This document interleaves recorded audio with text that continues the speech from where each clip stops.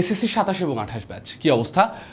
আমরা আমাদের যেই কেমিস্ট্রি টেস্ট ম্যাচ সিরিজ রয়েছে কেমিস্ট্রি উইথ ওভিক এবং এসিএস ফিউচার স্কুলের যৌথ উদ্যোগে, যেটা আমরা আয়োজন করেছি সম্পূর্ণ ফ্রিতে তোমাদের জন্য, আজকে টেস্ট ম্যাচ সিরিজের পর্যায় সারণীর যে পর্ব 2, সেই পর্ব 2 নিয়ে আমি হাজির হয়েছি তোমাদের অভিক ভাইয়া। অ্যান্ড গতদিন কিন্তু আমরা আমাদের যে থিওরি পোর্শনটা আমরা শেষ করে দিয়েছি। অ্যান্ড আজকে আমরা জাস্ট ছোট্ট একটা টপিক বাদ ছিল, ধাতব ধর্ম এবং অধাতব ধর্ম, এবং এটি করিয়ে আমরা সরাসরি চলে যাব হচ্ছে সিকিউ এবং এমসিকিউ সলভিংয়ে। অ্যান্ড এইখানে প্রচুর পরিমাণে আমরা সিকিউ ইনক্লুড করেছি, এমসিকিউ ইনক্লুড করেছি। আমরা বেশ কিছু সিকিউ সলভ করব, এমসিকিউ সলভ করব। বাদ বাকি সিকিউ এবং এমসিকিউ এগুলো কিন্তু আমরা তোমাদেরকে দিয়ে দিব তোমাদের প্র্যাকটিসের জন্য। সো যে যত বেশি এফিসিয়েন্সি অ্যাচিভ করতে চাচ্ছ, তার প্র্যাকটিসের রেটটা বা প্র্যাকটিসের পরিমাণটা কিন্তু অবশ্যই পরিমাণে বাড়াতে হবে। আর আরও কিছু কথা তোমাদের বলে রাখি, সেটা হচ্ছে chemistry with Avik and ACS future স্কুলের এই যে আমরা কোলাপ করে একটা তোমাদের জন্য টেস্ট ম্যাচ সিরিজ আয়োজন করেছি, এটা কিন্তু শুধুমাত্র আমরা ক্লাসের মধ্যেই রেস্ট্রিক্টেড রাখিনি, এর পাশাপাশি কিন্তু এক্সাম হচ্ছে। এক্সামের জন্য এই যে ডেসক্রিপশনে দেওয়া যে লিঙ্ক রয়েছে, ওয়েবসাইটের লিঙ্কে যে সুন্দর মতো ফ্রিতে এনরোল করে ফেলো, সেখানে তুমি হচ্ছে এক্সাম দিতে পারবা, সেটা সম্পূর্ণ ফ্রিতে। অ্যান্ড এই এক্সামে যারা টপ করবা, সেই টপারদের কিন্তু আমরা হচ্ছে গিফট দিব এসিএস ফিউচার স্কুলের টি শার্ট, এসিএস ফিউচার স্কুলের ডায়েরি, এবং হচ্ছে আমার বানানো যে অর্গানিক ম্যাপ, সেটা কিন্তু তোমরা পেয়ে যাবা। এর পাশাপাশি এই যে আমরা 12টা চ্যাপ্টারের জন্য 12টা ভিডিও আপলোড করতেছি, বা 12টার ভিডিওই হবে কিছু, যেমন এই চ্যাপ্টারটাতেই তোমার পর্ব ভাগ হয়ে গিয়েছে। সো ভাইয়া, এই প্রত্যেকটা চ্যাপ্টারের আমরা যেই টপারদের পাচ্ছি, বা একাধিক টপার যদি থাকে কোনো সমস্যা নেই। সো এই সকল টপারদের নিয়ে আমরা একেবারে সিলেবাস শেষে আয়োজন করব আমাদের মেগা এক্সাম। অ্যান্ড এই মেগা এক্সামে কিন্তু অবশ্যই গিফট যেগুলো থাকবে, সেই গিফটগুলোও কিন্তু অন্যরকম লেভেলের হবে। সো তোমরা এখনও যারা এক্সাম দিচ্ছ না, দ্রুত এক্সাম দাও। এবং এক্সামের পাশাপাশি কিন্তু নোট সাবমিশন কন্টেস্টও চলতেছে। কেমিস্ট্রি উইথ ওভিক যে গ্রুপের লিঙ্কও ডেসক্রিপশানে দেওয়া আছে, জয়েন করো এবং সেখানে হ্যাশট্যাগ দিয়ে তোমার কেমিস্ট্রি যে নোটটা পাবলিশ করে দিবা। নোট পাবলিশ করার নিয়মটা কি? হ্যাশট্যাগ দিবা, হ্যাশট্যাগ চ্যাপ্টারের নাম্বার দিবা, যেমন এটা চ্যাপ্টার 4, তাহলে হ্যাশট্যাগ চ্যাপ্টার 4 দিয়ে গ্রুপটাতে পোস্ট করবা। অ্যান্ড অলরেডি আমরা যেই চ্যাপ্টার 6 রয়েছে সেইখানের উইনার পেয়ে গিয়েছি, এবং প্রত্যেকটা চ্যাপ্টারের থেকে আমরা কিন্তু নোট সাবমিশনের উইনারদের জন্যও গিফট রেখেছি। বুঝতে পারতেছো? সিরিজটা ফ্রিতে যাচ্ছে, বাট এইখানে কিন্তু আমরা গিফটের কোনো কমতি রাখতেছি না। সো দেরি না করি, সবাই দ্রুত ক্লাস করো, ফ্রিতে এনরোল করে ফেলো। আর একটা কথা, আমার এই যে channel chemistry with Avik YouTube চ্যানেলে 10,000 সাবস্ক্রাইবার ফিল আপ হলে তোমাদের জন্য কিন্তু আরও বড় সারপ্রাইজ থাকতেছে, যেটা সম্পূর্ণ ফ্রিতেই আসবে। সো দ্রুত সাবস্ক্রাইব করে ফেলো, শেয়ার করে ফেলো, এবং তোমাদের বন্ধুদের মধ্যে ছড়িয়ে দাও আমাদের এই টেস্ট ম্যাচ সিরিজের কথা। তো চলো আজকে আমাদের পার্ট 2 যেটা পর্যায় সারণী, সেটা শুরু করি। ওকে, তো ফার্স্ট অফ অল আমাদের যেই টপিকটা নিয়ে একটু কথা বলা লাগবে, সেটা হচ্ছে ধাতব ধর্ম এবং অধাতব ধর্ম। এই টপিকটা নিয়ে আমরা ইন ডিটেলস একটু কাজ করার চেষ্টা করি। চলো তাহলে আমরা এখন মেইন পড়াতে ফিরে যাই। অ্যান্ড পড়াতে যেতে যেতে আরেকটা কথা বলে রাখি, এটা কিন্তু আমাদের পর্যায় সারণীর পর্ব 2, ঠিক আছে? সো পর্ব 1 তোমাদের কাছে আমি বারবার রিকোয়েস্ট করতেছি, যারা এখনও পার্ট 1টা করো নাই, পার্ট 1টা প্লিজ করে আসো ভাই। ওইখানে ডিটেলসে আমরা কিন্তু সব থিওরি বুঝিয়ে ধরে করিয়েছি। অ্যান্ড এতটুকু কথা তোমাদেরকে আমরা বলতে পারি যে সেখানে বেসিক থেকে অ্যাডভান্স পর্যন্ত কোনো টপিকই কিন্তু বাদ দেওয়া হয়নি। অর্থাৎ যে কোনো পেইড কোর্স থেকে তুমি কিন্তু ওখানে কন্টেন্ট বেটার পাবা, বেটার কনসেপ্ট তোমাকে ওখানে শেখানো হয়েছে। সো ভাই, তুমি যদি মনে করো যে না ভাই আমি ওইটা না করে এখানে ডিটেলস সিকিউ এমসিকিউ সলভ করব, তাহলে তোমার কিন্তু বড়সড় একটা ভুল বা বড়সড় একটা প্রবলেম ওয়েট করতেছে। কারণ কি? কারণ এই ক্লাসটাতে আমি কিন্তু একেবারে থিওরি ধরে আর শেখাবো না। কেন শেখাবো না ভাই? আমার 5 ঘন্টা 15 মিনিট 20 মিনিটের একটা ক্লাস গেছে, থিওরি ক্লাস। সো ওইখানে ডিটেলসে করাইছি, আবার এইটা সিকিউ এমসিকিউ সলভিং ক্লাসে কেন আমরা আবার ডিটেলস করাবো, রাইট? হ্যাঁ, এখানে আমরা দেখাবো আগের যেই পোর্শনটা পর্ব যেটা 1, সেটার সাথে রিলেট করে পড়ানো। আমি আবারও বলতেছি, এটা কিন্তু টোটালি একটা ভিডিওই ছিল বা একটা ভিডিওই হওয়ার কথা, বাট ভাগ করা হয়েছে থিওরি পোর্শন বা পার্ট 1টা লেন্দি হয়ে যাওয়ার কারণে, যেন অনেক বড় ভিডিও না হয়ে যায় সেই জন্য থিওরিটা আর হচ্ছে সিকিউ এমসিকিউ এসকিউটা আলাদা করে আমরা আপলোড করতেছি, এতটুকুই। সো যারা পার্ট 1 দেখোনি প্লিজ ভাই পার্ট 1 দেখো, দেন সিকিউ এমসিকিউ সলভে আসো, উপকৃত হবা, মিলাই নিও, ঠিক আছে। অ্যান্ড এইটা কিন্তু আমরা পার্ট 1-এর সাথে রিলেট করেই পড়াবো, যে পার্ট 1 থেকে দেখিয়ে এসেছি, এখানে কিন্তু আমরা সেইভাবে ইন ডিটেলস আর দেখাবো না। সো ওইখানে যে দেখে আসো, না হলে আমাদের টাইম ওয়েস্ট হবে, বুঝছো। সো পার্ট 1-এর সাথে এটা রিলেট করা, ওকে। So let's start. দেখো পার্ট 1-এ আমাদের ছোট্ট একটা থিওরির পোর্শন বাদ গিয়েছিল, কোনটা ভাইয়া? সেটা হচ্ছে ধাতব ধর্ম এবং অধাতব ধর্ম। একটু দেখাই দিই তোমাদের কাছে জিনিসগুলো ক্লিয়ার হয়ে যাবে, ঠিক আছে। আচ্ছা, তো ধাতব ধর্ম বলতে আমরা বেসিক্যালি কি বুঝি, এক কথায় কি বুঝবো? দেখো তো, ধাতব ধর্ম বলতে আমরা এক কথায় বলবো, বা এক কথায় যেটা বুঝে থাকি, ধাতুর এক্কেবারে প্রধান ধর্ম কি বলতো? ধাতুর কাজ কি, বা ধাতু কি করে? ইলেকট্রন ত্যাগ করে না? তাহলে ধাতব ধর্মের এক কথায় আমরা যদি কোনো বৈশিষ্ট্য প্রকাশ করতে চাই, তাহলে সেটা হচ্ছে ইলেকট্রন ত্যাগ করার যে ধর্ম, এটাই আমরা এক কথায় বুঝবো ধাতব ধর্ম। কেন? কারণ ইলেকট্রন ত্যাগ করে ধাতু, তাহলে এই ধর্মটাকেই আমরা কি বলে অভিহিত করতে পারি, বা আমরা এটাকে কি হিসেবে ধরতে পারি, কনসিডার করব তোমার হচ্ছে মেটালিক প্রপার্টিস বা ধাতব ধর্ম হিসেবে, ঠিক আছে। ওকে, এখন তুমি চিন্তা করো একটা গ্রুপের তুমি উপর থেকে নিচে যাচ্ছ, তাহলে ঘটনাটা কি ঘটবে? একটা গ্রুপের তুমি যদি উপর থেকে নিচে যাও ভাইয়া, মনে করে দেখো তো, আমরা পার্ট 1-এই দেখেছি গ্রুপের উপর থেকে নিচে আসলে তোমার হচ্ছে প্রধান শক্তি স্তরের সংখ্যা বাড়তে থাকে, অর্থাৎ মধ্যবর্তী শক্তি স্তর বাড়ে, ভ্যালেন্স শেলে নতুন করে স্তর যুক্ত হতে থাকে, প্রধান শক্তি স্তর সংখ্যা বাড়তেছে, দ্যাটস মিন এন এর পরিমাণ বাড়তেছে, তাই না? এন এর পরিমাণ বাড়তেছে। আচ্ছা ভাইয়া, প্রধান শক্তি স্তর বাড়ার অর্থ কি? প্রধান শক্তি স্তর বাড়ার অর্থ হচ্ছে সেন্টারের যে পজিটিভ চার্জ তার সাথে ভ্যালেন্স শেলের ইলেকট্রনের তোমার যেই অ্যাট্রাকটিভ ফোর্সটা সেটা কম্পারেটিভলি কমে যাবে। কেন? কারণ মধ্যবর্তী শক্তি স্তরের ইলেকট্রনগুলো যে বাধা দিচ্ছে তার জন্য। তো এই বাধাটাকে আমরা বলতেছি শিল্ডিং ইফেক্ট। সো যেহেতু প্রধান শক্তি স্তর বাড়তেছে, তার মানে শিল্ডিং ইফেক্টটাও কি হচ্ছে? বেড়ে যাচ্ছে। এগুলো ডিটেলসে কিন্তু আমরা পার্ট 1-এ আলোচনা করেছি, প্লিজ দেখে আসো যারা দেখোনি। তাহলে শিল্ডিং ইফেক্ট বেড়ে যাচ্ছে। ভাইয়া শিল্ডিং ইফেক্ট যদি বেড়ে যায় তাহলে কি হবে? শিল্ডিং ইফেক্ট বাড়লে তাহলে তোমার সেন্টার পজিটিভ চার্জের সাথে ভ্যালেন্স শেলের ইলেকট্রনের যে নেট অ্যাট্রাকটিভ ফোর্সটা সেটা কমে যাচ্ছে। সবগুলো পার্ট 1-এ দেখানো, নেট অ্যাট্রাকটিভ ফোর্সটা কমে যাবে। এখন নেট অ্যাট্রাকটিভ ফোর্সটা যদি কমে যায়, তাহলে এইখানে লাভ বা ক্ষতিটা কি সেইটা চলো তোমাদের একটু দেখানোর চেষ্টা করি। মনে করো আমরা একটা জাস্ট র্যান্ডমলি একটা পরমাণুর স্ট্রাকচার তোমাকে দেখানোর চেষ্টা করতেছি। সো মেইনলি ভ্যালেন্স শেলটাই দেখাচ্ছি, ভেতরের মধ্যবর্তী যে শক্তি স্তর এইগুলা নিয়ে আমাদের প্যারাটারা নাই, সো এগুলো নিয়ে খুব বেশি কথা না বলি। তো মনে করো এই যে তোমার ভ্যালেন্স শেলের ইলেকট্রন, ভাইয়া সেন্টারের এই যে পজিটিভ চার্জ আর ভ্যালেন্স শেলের ইলেকট্রন, এইটাই তো ছিল আমাদের যে নেট অ্যাট্রাকটিভ ফোর্স, এই শিল্ডিং ইফেক্টিভের বাদ দিয়ে যেটা আমরা চিন্তা করতেছিলাম। এখন এফ নেট যদি কম থাকে, এফ নেট বা নেট ফোর্স বা কার্যকরী নিউক্লিয় বলটা কম হওয়ার অর্থ কি? কম হওয়ার অর্থটা হচ্ছে এই যে নিউক্লিয়াসের বা সেন্টারের যে পজিটিভ চার্জ ভ্যালেন্সের ইলেকট্রনটাকে তার যতটা স্ট্রংলি ধরে রাখার কথা সে ততটাই স্ট্রংলি ধরে রাখতেছে না, আকর্ষণ বলটা কমে যাচ্ছে। এখন এই আকর্ষণ বলটা কমে যাওয়ার অর্থ কি? এই ইলেকট্রনের সাথে পজিটিভের অ্যাট্রাকটিভ ফোর্স কমে যাওয়ার অর্থটা হচ্ছে নিউক্লিয়াসটাকে ইলেকট্রনটা সেইভাবে বা স্ট্রংলি ধরে রাখতেছে না, দ্যাটস মিন এই ইলেকট্রনটা সহজেই কি করতে পারবো? সহজেই আমরা বের করে দিতে পারবো, বা পরমাণুটা সহজেই ইজিলি ইলেকট্রনটা ত্যাগ করতে পারবে। তাহলে এফ নেট মিনস আমরা কি বুঝি? এফ নেট কম হওয়া অর্থ হচ্ছে তোমার ইলেকট্রন ত্যাগটা কি হবে? ইলেকট্রন ত্যাগটা তত সহজ হবে, ইলেকট্রন ত্যাগ করাটা তত সহজ হবে।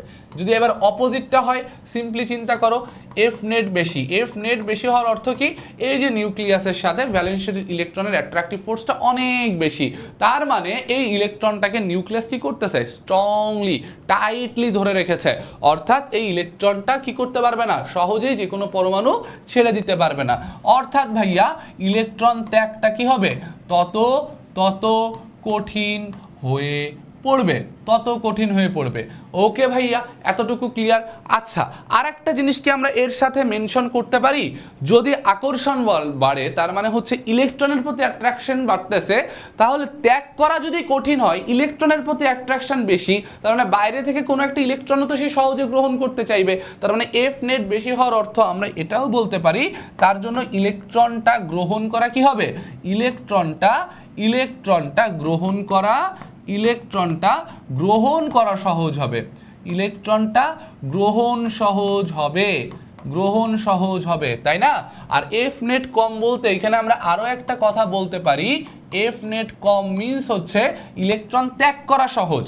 ত্যাগ করা সহজ অর্থাৎ কি ভাইয়া, এবার তুমি অপোজিটটা চিন্তা করো, পজিটিভের সাথে নেগেটিভ অর্থাৎ ইলেকট্রনের আকর্ষণ কম, আকর্ষণ কম বিধায় ইলেকট্রনটা সহজে ত্যাগ করে দিতে পারতেছে, তো সেই ইলেকট্রনকে চায় না। ইলেকট্রনের প্রতি আকর্ষণ কম মানে কি, সে বলতেছে ব্রো, মানে কোন একটা মেয়ে তাকে প্রপোজাল দিছে বাট সে তাকে ভালোবাসে না। এখন ভালোবাসা না থাকলে কি কাছাকাছি আসবে, রিলেশন হবে বলো? হবে? হবে না। তার মানে তাদের মধ্যে ভালোবাসা নাই, ভালোবাসা যেহেতু নাই কাছাকাছিও আসবে না, তার মানে ইলেকট্রন গ্রহণটা কি হবে, ইলেকট্রন গ্রহণটা তত কঠিন হয়ে যাবে। বুঝছো?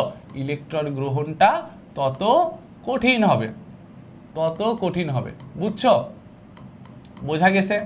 ওকে, তাহলে এই চারটা পয়েন্ট ক্লিয়ার, এই চারটা পয়েন্ট ক্লিয়ার হইলে ধাতব ধর্ম অধাতব ধর্ম ক্লিয়ার। ওকে চলো, তাহলে তুমি এখন একটা গ্রুপের উপর থেকে নিচে আসছো, এফ নেট কম। এফ নেট কম হওয়া মানে কি, ইলেকট্রন ত্যাগ তত সহজ, তাই না? আচ্ছা, আরেকটু যদি একটু কথা বলে দিই, এফ নেট কম, এফ নেট কম হলে কি হয়, সেন্টারের পজিটিভ চার্জের সাথে ভ্যালেন্স শেলের ইলেকট্রনের আকর্ষণ কম। আকর্ষণ কম মানে কি, পজিটিভটা কি ভ্যালেন্স শেলকে আর সেইভাবে নিজের দিকে টানবে? টানবে না। তাহলে অ্যাটমিক রেডিয়াস, পারমাণবিক ব্যাসার্ধ যেটা, সেটা কি হয়, পারমাণবিক ব্যাসার্ধটা বেশি হয়, আমরা দেখেছি না? এবং পাশাপাশি কি হয়, যেহেতু আমরা দেখলাম যে ইলেকট্রন ত্যাগ করাটা সহজ, এফ নেট যেহেতু কম, রাইট, তারপর তোমার কি অ্যাটমিক সাইজটাও তোমার বড়, অ্যাটমিক সাইজটাও বড়, তাই তো? আর এফ নেট কম হওয়ার কারণে নিউক্লিয়াসটা ভ্যালেন্স শেলের ইলেকট্রনকে স্ট্রংলি ধরে রাখতেছে না, তার মানে খুব ইজিলি ইলেকট্রনটাকে বের করে দেওয়া যাবে। তার অর্থটা হচ্ছে বাইরে থেকে কম এনার্জি দিয়ে আমরা কি করতে পারবো, বাইরে থেকে কম এনার্জি দিয়ে ইলেকট্রনটাকে বের করে আনতে পারবো। আর এই এনার্জিটাকে আমরা কি বলেছিলাম, আয়োনাইজেশন এনার্জি বা আয়নীকরণ শক্তি। এই ডিটেলসে এই সব কিছু পার্ট ওয়ানে, আমি আবারও বলতেছি যারা পর্ব 1 দেখোনি প্লিজ পর্ব 1 দেখে আসো, না হলে মিস করবা। তাহলে আয়োনাইজেশন এনার্জিটা কি ভাইয়া, আয়োনাইজেশন এনার্জিটা কম। আয়োনাইজেশন এনার্জি কম হওয়ার অর্থ কি, সে সহজ ইলেকট্রন ত্যাগ করতে পারবে, ইলেকট্রন ত্যাগ করাইতে কম শক্তি দেওয়া লাগবে। আয়োনাইজেশন এনার্জি তাহলে যেখানে কম, আমরা বলতে পারি সেখানে ইলেকট্রন ত্যাগ করাটা কি হবে, ইলেকট্রন ত্যাগ করা সহজ হবে। আর যেখানে ইলেকট্রন ত্যাগ করা সহজ, ইলেকট্রন ত্যাগ করা কার কর্ম ভাইয়া, কার ধর্ম, ধাতুর ধর্ম, তাহলে সেখানে ধাতব ধর্মটা কি হবে, ধাতব ধর্মটা বেড়ে যাবে, ধাতব ধর্মটা বেড়ে যাবে। কি বুঝতে পেরেছো? বুঝতে পেরেছো? তাহলে আমাকে যদি এখন একটা কোশ্চেন আসে, প্রায় চ্যাপ্টার 4 থেকেও আসতে পারে, 5 থেকেও আসতে পারে, ধাতু কেন ইলেকট্রন ত্যাগ করে, এই যে রিজন। বুঝছো কেন ত্যাগ করে, এটা কিন্তু শর্ট কোশ্চেনেও আসতে পারে। তাহলে এক কথায় একটা গ্রুপের যদি তুমি উপর থেকে নিচে যাও, বুঝছো, একটা গ্রুপের তুমি কি করতেছো, একটা গ্রুপের তুমি আপ টু ডাউন যাচ্ছ, একটা গ্রুপের আপ টু ডাউন তুমি যদি যাও, তাহলে আমরা সেইখানে বলতে পারি ধাতব ধর্মটা বাড়বে বা বৃদ্ধি পাবে। ঠিক আছে, ঠিক আছে, ধাতব ধর্মটা বৃদ্ধি পাবে। ওকে ডান। এবার আমরা পর্যায় ভিত্তিক সম্পর্কটা দেখে আসি। পর্যায় ভিত্তিক সম্পর্ক, চলো একটু লক্ষ্য করো, পর্যায় ভিত্তিক যদি সম্পর্কটা একটু লক্ষ্য করো, তাহলে কি আছে ভাইয়া, দেখো তো পর্যায় ভিত্তিক ধর্মটা। তুমি এখন একটা পর্যায়ের বাম থেকে ডানে যাও, ঠিক আছে, একটা পর্যায়ের তুমি বাম থেকে ডানে যাচ্ছ, তাহলে একটা পর্যায়ে তুমি যদি বাম থেকে ডানে যাও, তাহলে সেখানে কি কি ঘটনা ঘটে, বাম থেকে ডানে হলে তোমার কিন্তু নতুন করে কোনো মধ্যবর্তী শক্তি স্তর যুক্ত হয় না, আমরা পার্ট 1 এগুলো ডিটেলসে দেখিয়েছি। সেখানে কি হয়, তোমার পজিটিভ চার্জ অথবা তোমার হচ্ছে নেগেটিভ চার্জ, এই চার্জের পরিমাণটা বেড়ে যায়, এবং চার্জের পরিমাণ বেড়ে যাওয়ার কারণে কি হয়, নেট অ্যাট্রাকটিভ ফোর্স যেটা এফ নেটটা কি হবে ভাইয়া, এফ নেটটা বেড়ে যাবে, তোমার আকর্ষণ বলটা বেড়ে যাবে। এখন এই আকর্ষণ বলটা বেড়ে যাওয়ার অর্থ কি, ওই যে ভাইয়া সেন্টারের যে পজিটিভ চার্জ, এই পজিটিভ চার্জটা তোমার নিউক্লিয়াসকে স্ট্রংলি ধরে রেখেছে, তার মানে নিউক্লিয়াসটাকে সে কাছে টানবে। তাহলে পজিটিভ চার্জের সাথে যদি ভ্যালেন্স শেল ইলেকট্রনের আকর্ষণ বল বাড়ে, তার মানে স্ট্রংলি সে ভ্যালেন্স শেলটাকে কি করবে, তোমার নিজের দিকে টানতে থাকবে। আমরা দেখেছিলাম যে একটা পর্যায়ের পার্ট 1-এ ক্লিয়ারলি বুঝিয়ে এসেছি, বাম থেকে ডানে গেলে তোমার কি হয়, বাম থেকে ডানে গেলে এই যে তোমার সাইজটা কমতে থাকে। কেন? কারণ ওই যে কার্যকরী নিউক্লিয় বল বাড়ে। সো এই জন্য সেন্টারের পজিটিভ চার্জ ভ্যালেন্স শেলটাকে আস্তে আস্তে আস্তে আস্তে কাছাকাছি নিয়ে আসতে থাকে। সো সেন্টারের পজিটিভ চার্জ থেকে বা নিউক্লিয়াস থেকে ভ্যালেন্স শেলের ডিস্টেন্স কমতে থাকে। সো আমরা বলতে পারি যে অ্যাটমিক সাইজটাও বাম থেকে ডানে গেলে কমতে থাকে, তাই না? আমরা দেখছিলাম তাহলে বাম থেকে ডানে গেলে অ্যাটমিক সাইজ কমে এবং পাশাপাশি কি হয় যেহেতু এফ নেটটা বেশি, আকর্ষণ বল বেশি, অর্থাৎ নিউক্লিয়াসটা ইলেকট্রনটাকে স্ট্রংলি ধরে রেখেছে। সো তুমি চাইলে এটাকে ইজিলি বের করতে পারবা না। বের করতে গেলে তোমার বাইরে থেকে এক্সটার্নাল এনার্জি বেশি দিতে হবে। অ্যান্ড এক্সটার্নাল এনার্জি বেশি দেওয়ার অর্থটা কি? এক্সটার্নাল এনার্জি বেশি দেওয়ার অর্থটা হচ্ছে তোমার আয়োনাইজেশন এনার্জিটাও বেড়ে যাচ্ছে। আয়োনাইজেশন এনার্জিটা কি হচ্ছে? আয়োনাইজেশন এনার্জিটাও বেড়ে যাচ্ছে, রাইট ভাইয়া? আয়োনাইজেশন এনার্জিটা বেড়ে যাওয়ার অর্থ কি? ইলেকট্রনটাকে আর ইজিলি ত্যাগ করা যাবে? সো শক্তি বেশি দেওয়া লাগতেছে ইলেকট্রনটা বের করার জন্য। সো যত বেশি আয়োনাইজেশন এনার্জি বাড়তেছে ইলেকট্রন ত্যাগ করানো তত কি হবে? ইলেকট্রন ত্যাগ করানো তত কঠিন হয়ে যাবে। আর ইলেকট্রন ত্যাগ করানো যদি কঠিন হয় তাহলে ধাতব ধর্ম, যেহেতু ইলেকট্রন ত্যাগ করা ধাতুর ধর্ম, তাহলে ইলেকট্রন ত্যাগ করানো কঠিন, তাহলে সেখানে কি ধাতব ধর্ম বাড়বে নাকি কমবে? ধাতব ধর্মটা কমে যাবে। তাহলে একটা পর্যায়ে যদি বাম থেকে ডানে যাও সেখানে আলটিমেটলি কি হয়? ধাতব ধর্মটা কমে যায়, রিডিউস করে। কি বুঝতে পেরেছো? তো ডান। সো গ্রুপ আর পর্যায়ের আমরা ধাতব ধর্ম নিয়ে আলোচনা করে ফেলেছি। এখন যেটা দেখা লাগবে সেটা হচ্ছে অধাতব ধর্ম। দেখো অধাতব ধর্ম তুমি যদি ধাতব ধর্ম বুঝে থাকো তাহলে অধাতব ধর্ম তোমার কাছে কঠিন কোনো কিছু না। অধাতব ধর্মটা তোমার কাছে কঠিন কোনো কিছু মনে হবে না। এটা অনেক অনেক অনেক অনেক অনেক সহজ একটা জিনিস।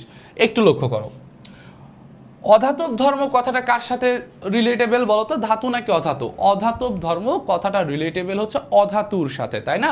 অধাতুর সাথে। অর্থাৎ ভাইয়া অধাতুর ধর্মটা কি বলতো? অধাতুর ধর্ম হচ্ছে ইলেকট্রন গ্রহণ করা। তাহলে অধাতব ধর্ম বলতে আমরা কি বুঝবো? যে ইলেকট্রন গ্রহণ করা, অধাতুর যে একটা টেন্ডেন্সি আছে ইলেকট্রন গ্রহণ করার, ইলেকট্রন অ্যাকসেপ্ট করার, এই টেন্ডেন্সিটাকেই আমরা বলতেছি হচ্ছে তোমার অধাতব ধর্ম বা নন মেটালিক প্রপার্টিস। ক্লিয়ার? বুঝতে পেরেছ?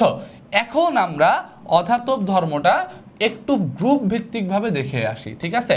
গ্রুপ ভিত্তিকভাবে। তাহলে ভাই আমরা তো সবাই জানি একটা গ্রুপের যদি উপর থেকে নিচে যাও, দেখো কি কি ঘটনা ঘটতেছে আমরা দেখেছি। একটা গ্রুপের উপর থেকে নিচে গেলে তোমার প্রধান শক্তিস্তর যুক্ত হতে থাকে, অর্থাৎ এন বাড়ে। একটু আগেই দেখলাম এফ নেট যেটা কার্যকরী নিউক্লিয় বল। তার আগে তার পয়েন্টটা লিখি, শিল্ডিং ইফেক্ট বা আচ্ছাদন প্রভাব বাড়ে। আচ্ছাদন প্রভাব বাড়লে কি হয়? এফ নেটটা তোমার হচ্ছে কমে যায়। আর এফ নেট কমে যাওয়ার অর্থটা কি? অ্যাটমিক রেডিয়াসটা বেড়ে যাওয়া। দেখে আসছে একটু আগেই পার্ট 1-এ ক্লিয়ারলি বলা আছে অ্যাটমিক রেডিয়াসটা বেড়ে যাচ্ছে।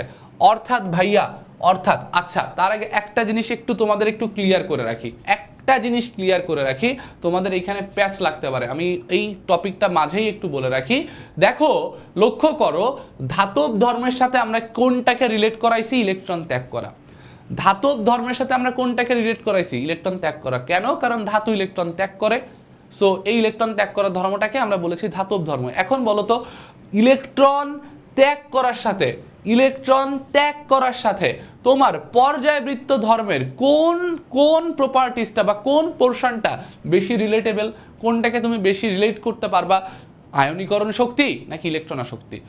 আয়নীকরণ শক্তি দিয়ে আমরা কি বুঝিয়েছিলাম? আয়নীকরণ শক্তি দিয়ে আমরা বুঝাইতে পারি ইলেকট্রন ত্যাগ করাইতে কত শক্তি তোমার দিতে হচ্ছে। আর ইলেকট্রন আসক্তিতে কি বোঝানো হয়েছিল?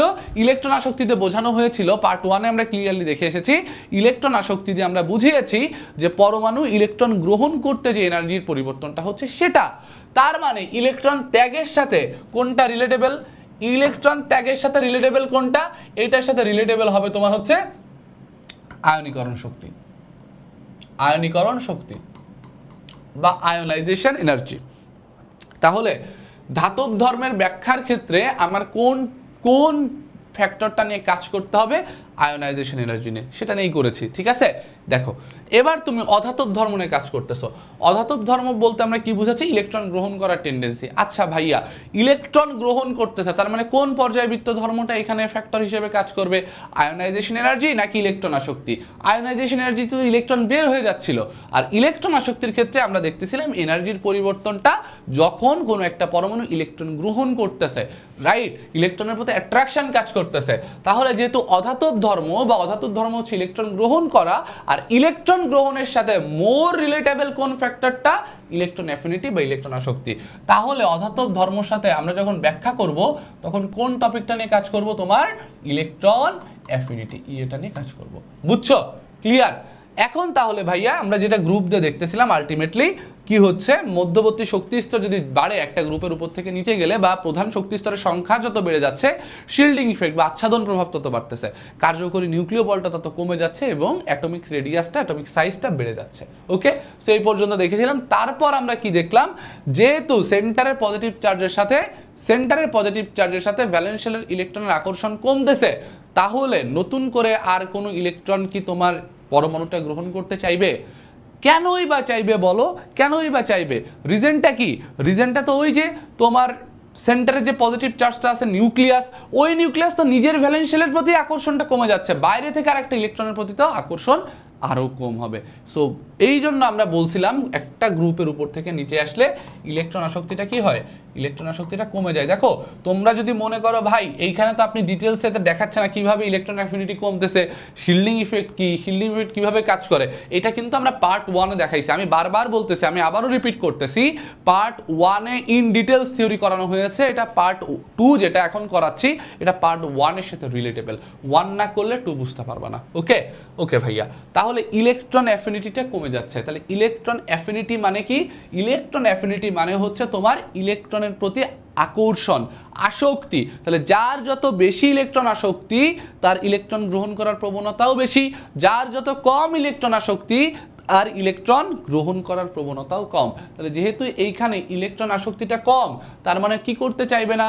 তার মানে ওই পরমাণুটা ইলেকট্রন গ্রহণ করতে চাইবে না। আর ইলেকট্রন গ্রহণ না করতে চাওয়া, এটা কি অধাতব ধর্ম বেশি নাকি কম? অধাতব ধর্ম তো ইলেকট্রন গ্রহণ করতে চাওয়া, তাহলে যার যত বেশি ইলেকট্রন গ্রহণ করার টেন্ডেন্সি তার অধাতব ধর্ম বেশি, যার যত কম ইলেকট্রন গ্রহণ করার টেন্ডেন্সি তার ইলেকট্রন গ্রহণ করার টেন্ডেন্সি কম হওয়ার কারণে অধাতব ধর্মটাও কি হবে? কম। যেহেতু তাহলে এখানে ইলেকট্রন অ্যাফিনিটি কমে যাচ্ছে, তাহলে অধাতব ধর্মটাও কি হবে? অধাতব ধর্মটাও কমে যাবে। দেখো অ্যাকচুয়ালি ধাতব ধর্ম আর অধাতব ধর্ম এইটা কিন্তু একটা অপোজিট টার্ম। Opposite term. দেখো একটা গ্রুপে কি হয়েছিল, গ্রুপে ধাতব ধর্মটা কি হচ্ছিল ভাইয়া? ধাতব ধর্ম যেটা, সরি না ঠিকই তো আছে গ্রুপে। হ্যাঁ আমি আগে পর্যায়ে দেখাইছিলাম, গ্রুপের ক্ষেত্রে কি ছিল? ধাতব ধর্মটা বেড়ে গেছিল, ধাতব ধর্মটা বেড়ে গেছিল। আর এই ক্ষেত্রে অধাতব ধর্মটা গ্রুপের ক্ষেত্রে কি হচ্ছে দেখো? কমে যাচ্ছে। যেখানে ধাতব ধর্ম বেশি অধাতব ধর্ম কম, যেখানে ধাতব ধর্ম কম অধাতব ধর্ম বেশি, জাস্ট অপোজিট রিলেশন। তাহলে একটা গ্রুপের উপর থেকে নিচে গেলে অধাতব ধর্ম কি হবে? কমতে থাকবে। তাহলে দেখো তো পর্যায়ের ক্ষেত্রে ধাতব ধর্ম কি হয়েছিল? বাম থেকে ডানে গেলে কমেছিল। তাহলে পর্যায়ের ক্ষেত্রে অধাতব ধর্মটা কি হবে? বাম থেকে ডানে গেলে বেড়ে যাবে। এতটুকুই, এইখানে আর কোনো পার্থক্য নেই। তারপরও আমি একটু লিখে দিচ্ছি আলাদাভাবে। দেখো পর্যায়ের ক্ষেত্রে তাহলে কি হচ্ছে, পর্যায়ের ক্ষেত্রে কি হচ্ছে দেখো, লক্ষ্য করো। পর্যায়ের ক্ষেত্রে তুমি যদি বাম থেকে ডানে যাও, পর্যায়ের ক্ষেত্রে তুমি যদি বাম থেকে ডানে যাও তাহলে কি ঘটনা ঘটতে পারে? আমরা দেখে এসেছি পর্যায়ের ক্ষেত্রে বাম থেকে ডানে গেলে পজিটিভ এবং নেগেটিভ চার্জের পরিমাণটা কি হচ্ছে? পজিটিভ নেগেটিভ চার্জের পরিমাণ বেড়ে যাচ্ছিল, তাই না? দেখে আসছি। ওকে, সো এফ নেটটাও কি ভাইয়া? এফ নেটটাও বাড়তেছিল এবং অ্যাটমিক সাইজ যেটা সেটাও কমে গেছিল। কেন? কারণ ওই যে নিউক্লিয়াসের সাথে ভ্যালেন্সের ইলেকট্রন বা নেগেটিভ চার্জের আকর্ষণ যেহেতু বাড়তেছে, সো নিউক্লিয়াস কি করতেছে? ওই ইলেকট্রনটাকে স্ট্রংলি নিজের দিকে টানতেছে। সো নিউক্লিয়াসের সাথে ভ্যালেন্সিয়ালের ডিস্টেন্সটা কমতেছে, দ্যাটস মিন অ্যাটমিক সাইজটাও কমে যাচ্ছে, তাই না? ওকে, সো এফ নেট বেশি হওয়ার অর্থটা কি? এফ নেট বেশি হওয়া বা কার্যকরী নিউক্লিয় বল বেশি হওয়ার অর্থটা হচ্ছে নিউক্লিয়াস ভ্যালেন্সিয়ালের ইলেকট্রনের প্রতি তার একটা স্ট্রং অ্যাট্রাকশন কাজ করতেছে, দ্যাটস মিন এখানে একটা ভালোবাসার সম্পর্ক হয়ে গিয়েছে। অর্থাৎ ভাইয়া নিউক্লিয়াস ভ্যালেন্সিয়ালের ইলেকট্রনের প্রতি একটা আকর্ষণ কাজ করতেছে। তাহলে বাইরে থেকে যখন একটা ইলেকট্রন দিতে চাইবা তার প্রতিও কি আকর্ষণ কাজ করবে? ইলেকট্রনটা কি নেগেটিভ। সো যেহেতু এইখানে অ্যাট্রাকশনটা বাড়তেছে, পজিটিভের সাথে নেগেটিভের, তাহলে নতুন করে একটা নেগেটিভ যাইতে গেলেও সেখানেও অ্যাট্রাকশনটা কি হবে, বেড়ে যাবে। সো আমরা এখানে বলে আসছিলাম পার্ট 1-এ ক্লিয়ারলি বুঝিয়েছিলাম, সো বাম থেকে ডানে গেলে আলটিমেটলি কি হয়, ইলেকট্রন অ্যাফিনিটি বেড়ে যায়। আর ইলেকট্রন অ্যাফিনিটি বেড়ে যাওয়ার অর্থ কি, তার ইলেকট্রন গ্রহণ করার প্রবণতা বেশি, আর ইলেকট্রন গ্রহণ করার প্রবণতা যত বাড়বে তত অধাতব ধর্মটা কি হবে, অধাতব ধর্মটা তত বাড়তে থাকবে। কি বুঝছো? তাহলে একটা গ্রুপের উপর থেকে নিচে গেলে অধাতব ধর্ম কমে, বাম থেকে ডানে গেলে অধাতব ধর্ম বাড়ে। আর একটা গ্রুপের উপর থেকে নিচে গেলে ধাতব ধর্ম বাড়ে, আর একটা পর্যায়ের বাম থেকে ডানে গেলে ধাতব ধর্ম কমে। শেষ। এখন ধাতব ধর্মের সাথে কি কি আছে, ইলেকট্রন ত্যাগ করা, তার ঘাত সহতা, তার বিদ্যুৎ পরিবাহিতা। তাহলে একটা গ্রুপের উপর থেকে নিচে গেলে ধাতব ধর্ম যেহেতু বাড়তেছে, তাহলে তার ইলেকট্রন পরিবাহিতা বাড়বে, বিদ্যুৎ পরিবাহিতা বাড়বে, ঘাত সহতা বাড়বে, উজ্জ্বলতা বাড়বে, সবকিছুই বাড়বে। আবার বাম থেকে ডানে গেলে যেহেতু ধাতব ধর্ম কমতেছে, তার মানে তার ইলেকট্রন ত্যাগ করার প্রবণতা কমবে, তার ঘাত সহতা কমবে, তার তোমার হচ্ছে বিদ্যুৎ পরিবাহিতা কমবে, সবকিছু কমবে। বুঝতে পেরেছ? সো এইটাই হচ্ছে তোমার ধাতব ধর্ম অধাতব ধর্ম নিয়ে একটা ছোটখাটো আলোচনা। ওকে, চলো এখন আমরা তাহলে সিকিউ এমসিকিউ সলভে চলে যাই। ওকে, তো দেখো ফার্স্টে এখানে কি বলেছে, মেন্ডেলিফের পর্যায় সূত্রটি লেখো। মেন্ডেলিফের পর্যায় সূত্রটি লিখতে বলছে। একটু দাঁড়াও তো, একটা জিনিস একটু চেক দিয়ে নি, জাস্ট একটা মিনিট। হ্যাঁ, কই গেল, এগুলো কিন্তু সব পার্ট 1-এ করানো, ঠিক আছে? আচ্ছা, লাস্টে আছে, সমস্যা নাই। চলো দেখো, ফার্স্টে বলেছে মেন্ডেলিফের পর্যায় সূত্রটি লেখো। আমরা কিন্তু মেন্ডেলিফের পর্যায় সূত্রটা পার্ট 1-এ দেখেছিলাম। কি ছিল মেন্ডেলিফের পর্যায় সূত্রটা? এই যে এইখানেও তোমার কিন্তু দেওয়া আছে, এখানে ডিটেইলসে সব দেওয়া আছে। আমাদের এই যে অ্যানোটেটেড স্লাইড, এখানে এই স্লাইডে তোমরা সব পেয়ে যাবা, আমরা দেখিয়েছিলাম। এই যে দেখো মেন্ডেলিফের পর্যায় সূত্র, কই কই কই, এই যে মেন্ডেলিফের পর্যায় সূত্র, মেন্ডেলিফের পর্যায় সূত্র, এই যে দেখো, মৌলসমূহের ভৌত ও রাসায়নিক ধর্মাবলী তাদের পারমাণবিক ভর বৃদ্ধির সাথে সাথে কি হবে, পর্যায়ক্রমে আবর্তিত হবে। আর এই পারমাণবিক ভরের জায়গায় পারমাণবিক সংখ্যা দিলেই সেটা আধুনিক পর্যায় সূত্র বা মোসলের সূত্র হয়ে যাবে। সো মেন্ডেলিফের সূত্রটা কি, মৌলসমূহের ভৌত ও রাসায়নিক ধর্মাবলী তাদের পারমাণবিক ভর বৃদ্ধির সাথে সাথে পর্যায়ক্রমে আবর্তিত হয়। শেষ। ওকে, এরপরে দেখছো এখানে আলটিমেটলি এমন কোনো টপিক নাই যেগুলো আমরা হচ্ছে বাদ দিছি, মানে করাইনি, সব কিছুই আমরা করাইছি, সব কিছু করাইছি, সব, বরং তার থেকে বেশি করাইছি। পার্ট 1-এর যারা করেছো তারা জানো, যারা করনি করো, বুঝতে পারবে। ওকে, চলো চলো চলো চলো, এখন আমরা নেক্সট সিকিউটাতে চলে যাই। নেক্সট সিকিউতে চলে যাই। দেখো, এরপরে বলছে অক্সিজেন ও ফ্লোরিনের মধ্যে কোনটির আকার বড় সেটা ব্যাখ্যা করতে বলছে। আচ্ছা ভাই, লক্ষ্য করো, ফ্লোরিন অক্সিজেন ফ্লোরিন একটা পর্যায়ে, তাই না? অক্সিজেনের পারমাণবিক সংখ্যা 8, ফ্লোরিনের হচ্ছে 9। তার মানে একই পর্যায়ের তোমার দুইটা মৌল হচ্ছে অক্সিজেন এবং ফ্লোরিন। তাহলে ডানে কে আছে? ডানে আছে হচ্ছে ফ্লোরিন। তাহলে আমরা জানি একটা পর্যায়ে তুমি যদি বাম থেকে ডানে যাও তাহলে কি হয়, তোমার পজিটিভ এবং নেগেটিভ, অর্থাৎ প্রোটন সংখ্যা, এইভাবে বলবা, প্রোটন সংখ্যা এবং ইলেকট্রন সংখ্যা কি হয়, প্রোটন সংখ্যা ও ইলেকট্রন সংখ্যা বেড়ে যায়। প্রোটন সংখ্যা ইলেকট্রন সংখ্যা বেড়ে যায়, এবং প্রোটন সংখ্যা ইলেকট্রন সংখ্যা বেড়ে যাওয়ার অর্থটা কি, পজিটিভ নেগেটিভ চার্জ বেড়ে যাওয়া, অর্থাৎ তাদের মধ্যে যেই আকর্ষণ বল বা কার্যকরী নিউক্লিয় বল সেটা বেড়ে যায়। এবং কার্যকরী নিউক্লিয় বল বা আকর্ষণ বল বেড়ে যাওয়ার কারণে কি হবে, সেন্টারের পজিটিভ চার্জ বা নিউক্লিয়াসটা ভ্যালেন্স শেলটাকে স্ট্রংলি নিজের দিকে টানবে। স্ট্রংলি নিজের দিকে টানার কারণে আলটিমেটলি কি ঘটনা ঘটে, বাম থেকে ডানে গেলে আমরা দেখেছি এই জন্য তোমার অ্যাটমিক সাইজ বা অ্যাটমিক রেডিয়াস সেটা হচ্ছে কমতে থাকে। তো এইখানে অক্সিজেন আর ফ্লোরিন এর মধ্যে একই পর্যায়ের ডানে কে আছে, ডানে আছে ফ্লোরিন। তাহলে যেহেতু ডানে ফ্লোরিন আছে, তাহলে অ্যাটমিক সাইজটা বেশি হবে তোমার হচ্ছে, সাইজটা কার বড় হবে, যে বামে আছে সে, তার মানে অক্সিজেনের অ্যাটমিক সাইজটা ফ্লোরিন থেকে বেশি হবে। গেছে? আচ্ছা, ওয়াই মৌলের একটি পরমাণুর ভর, এটা তো এই চ্যাপ্টারের না, এক্স ওয়াই ও জেড এর আয়নীকরণ শক্তির ক্রম ব্যাখ্যা করো, এটা ব্যাখ্যা করতে বলছে। আচ্ছা চলো একটু দেখি, এক্সটা কি ভাইয়া, এক্সটা হচ্ছে সোডিয়াম, এক্সটা হচ্ছে সোডিয়াম। আচ্ছা, ওয়াইটা কি, 17 কার, 17 হচ্ছে ক্লোরিনের, আর এটাকে, এটা হচ্ছে পটাশিয়াম, এদেরটা ব্যাখ্যা করতে বলছে। আচ্ছা চলো একটু ব্যাখ্যা করে আসি। দেখো, লক্ষ্য করো একটু ভাইয়া, সেটা হচ্ছে আমার এখানে সোডিয়াম, ক্লোরিন, পটাশিয়াম, এদের মধ্যে ব্যাখ্যা করতে বলছে, এদের মধ্যে কম্পেয়ার করতে বলছে। সোডিয়াম, ক্লোরিন আর পটাশিয়াম, তাই না? আচ্ছা, তুমি যদি একটু লক্ষ্য করো, একটু ইলেকট্রন বিন্যাসটা যদি করো, সোডিয়ামের ক্ষেত্রে কি হয়? 1s2 2s2 2p6 3s1, তাই না? এটা সোডিয়ামের ক্ষেত্রে। আচ্ছা, ক্লোরিনের ক্ষেত্রে ইলেকট্রন বিন্যাসটা করো, 1s2 2s2 2p6 3s2 3p5।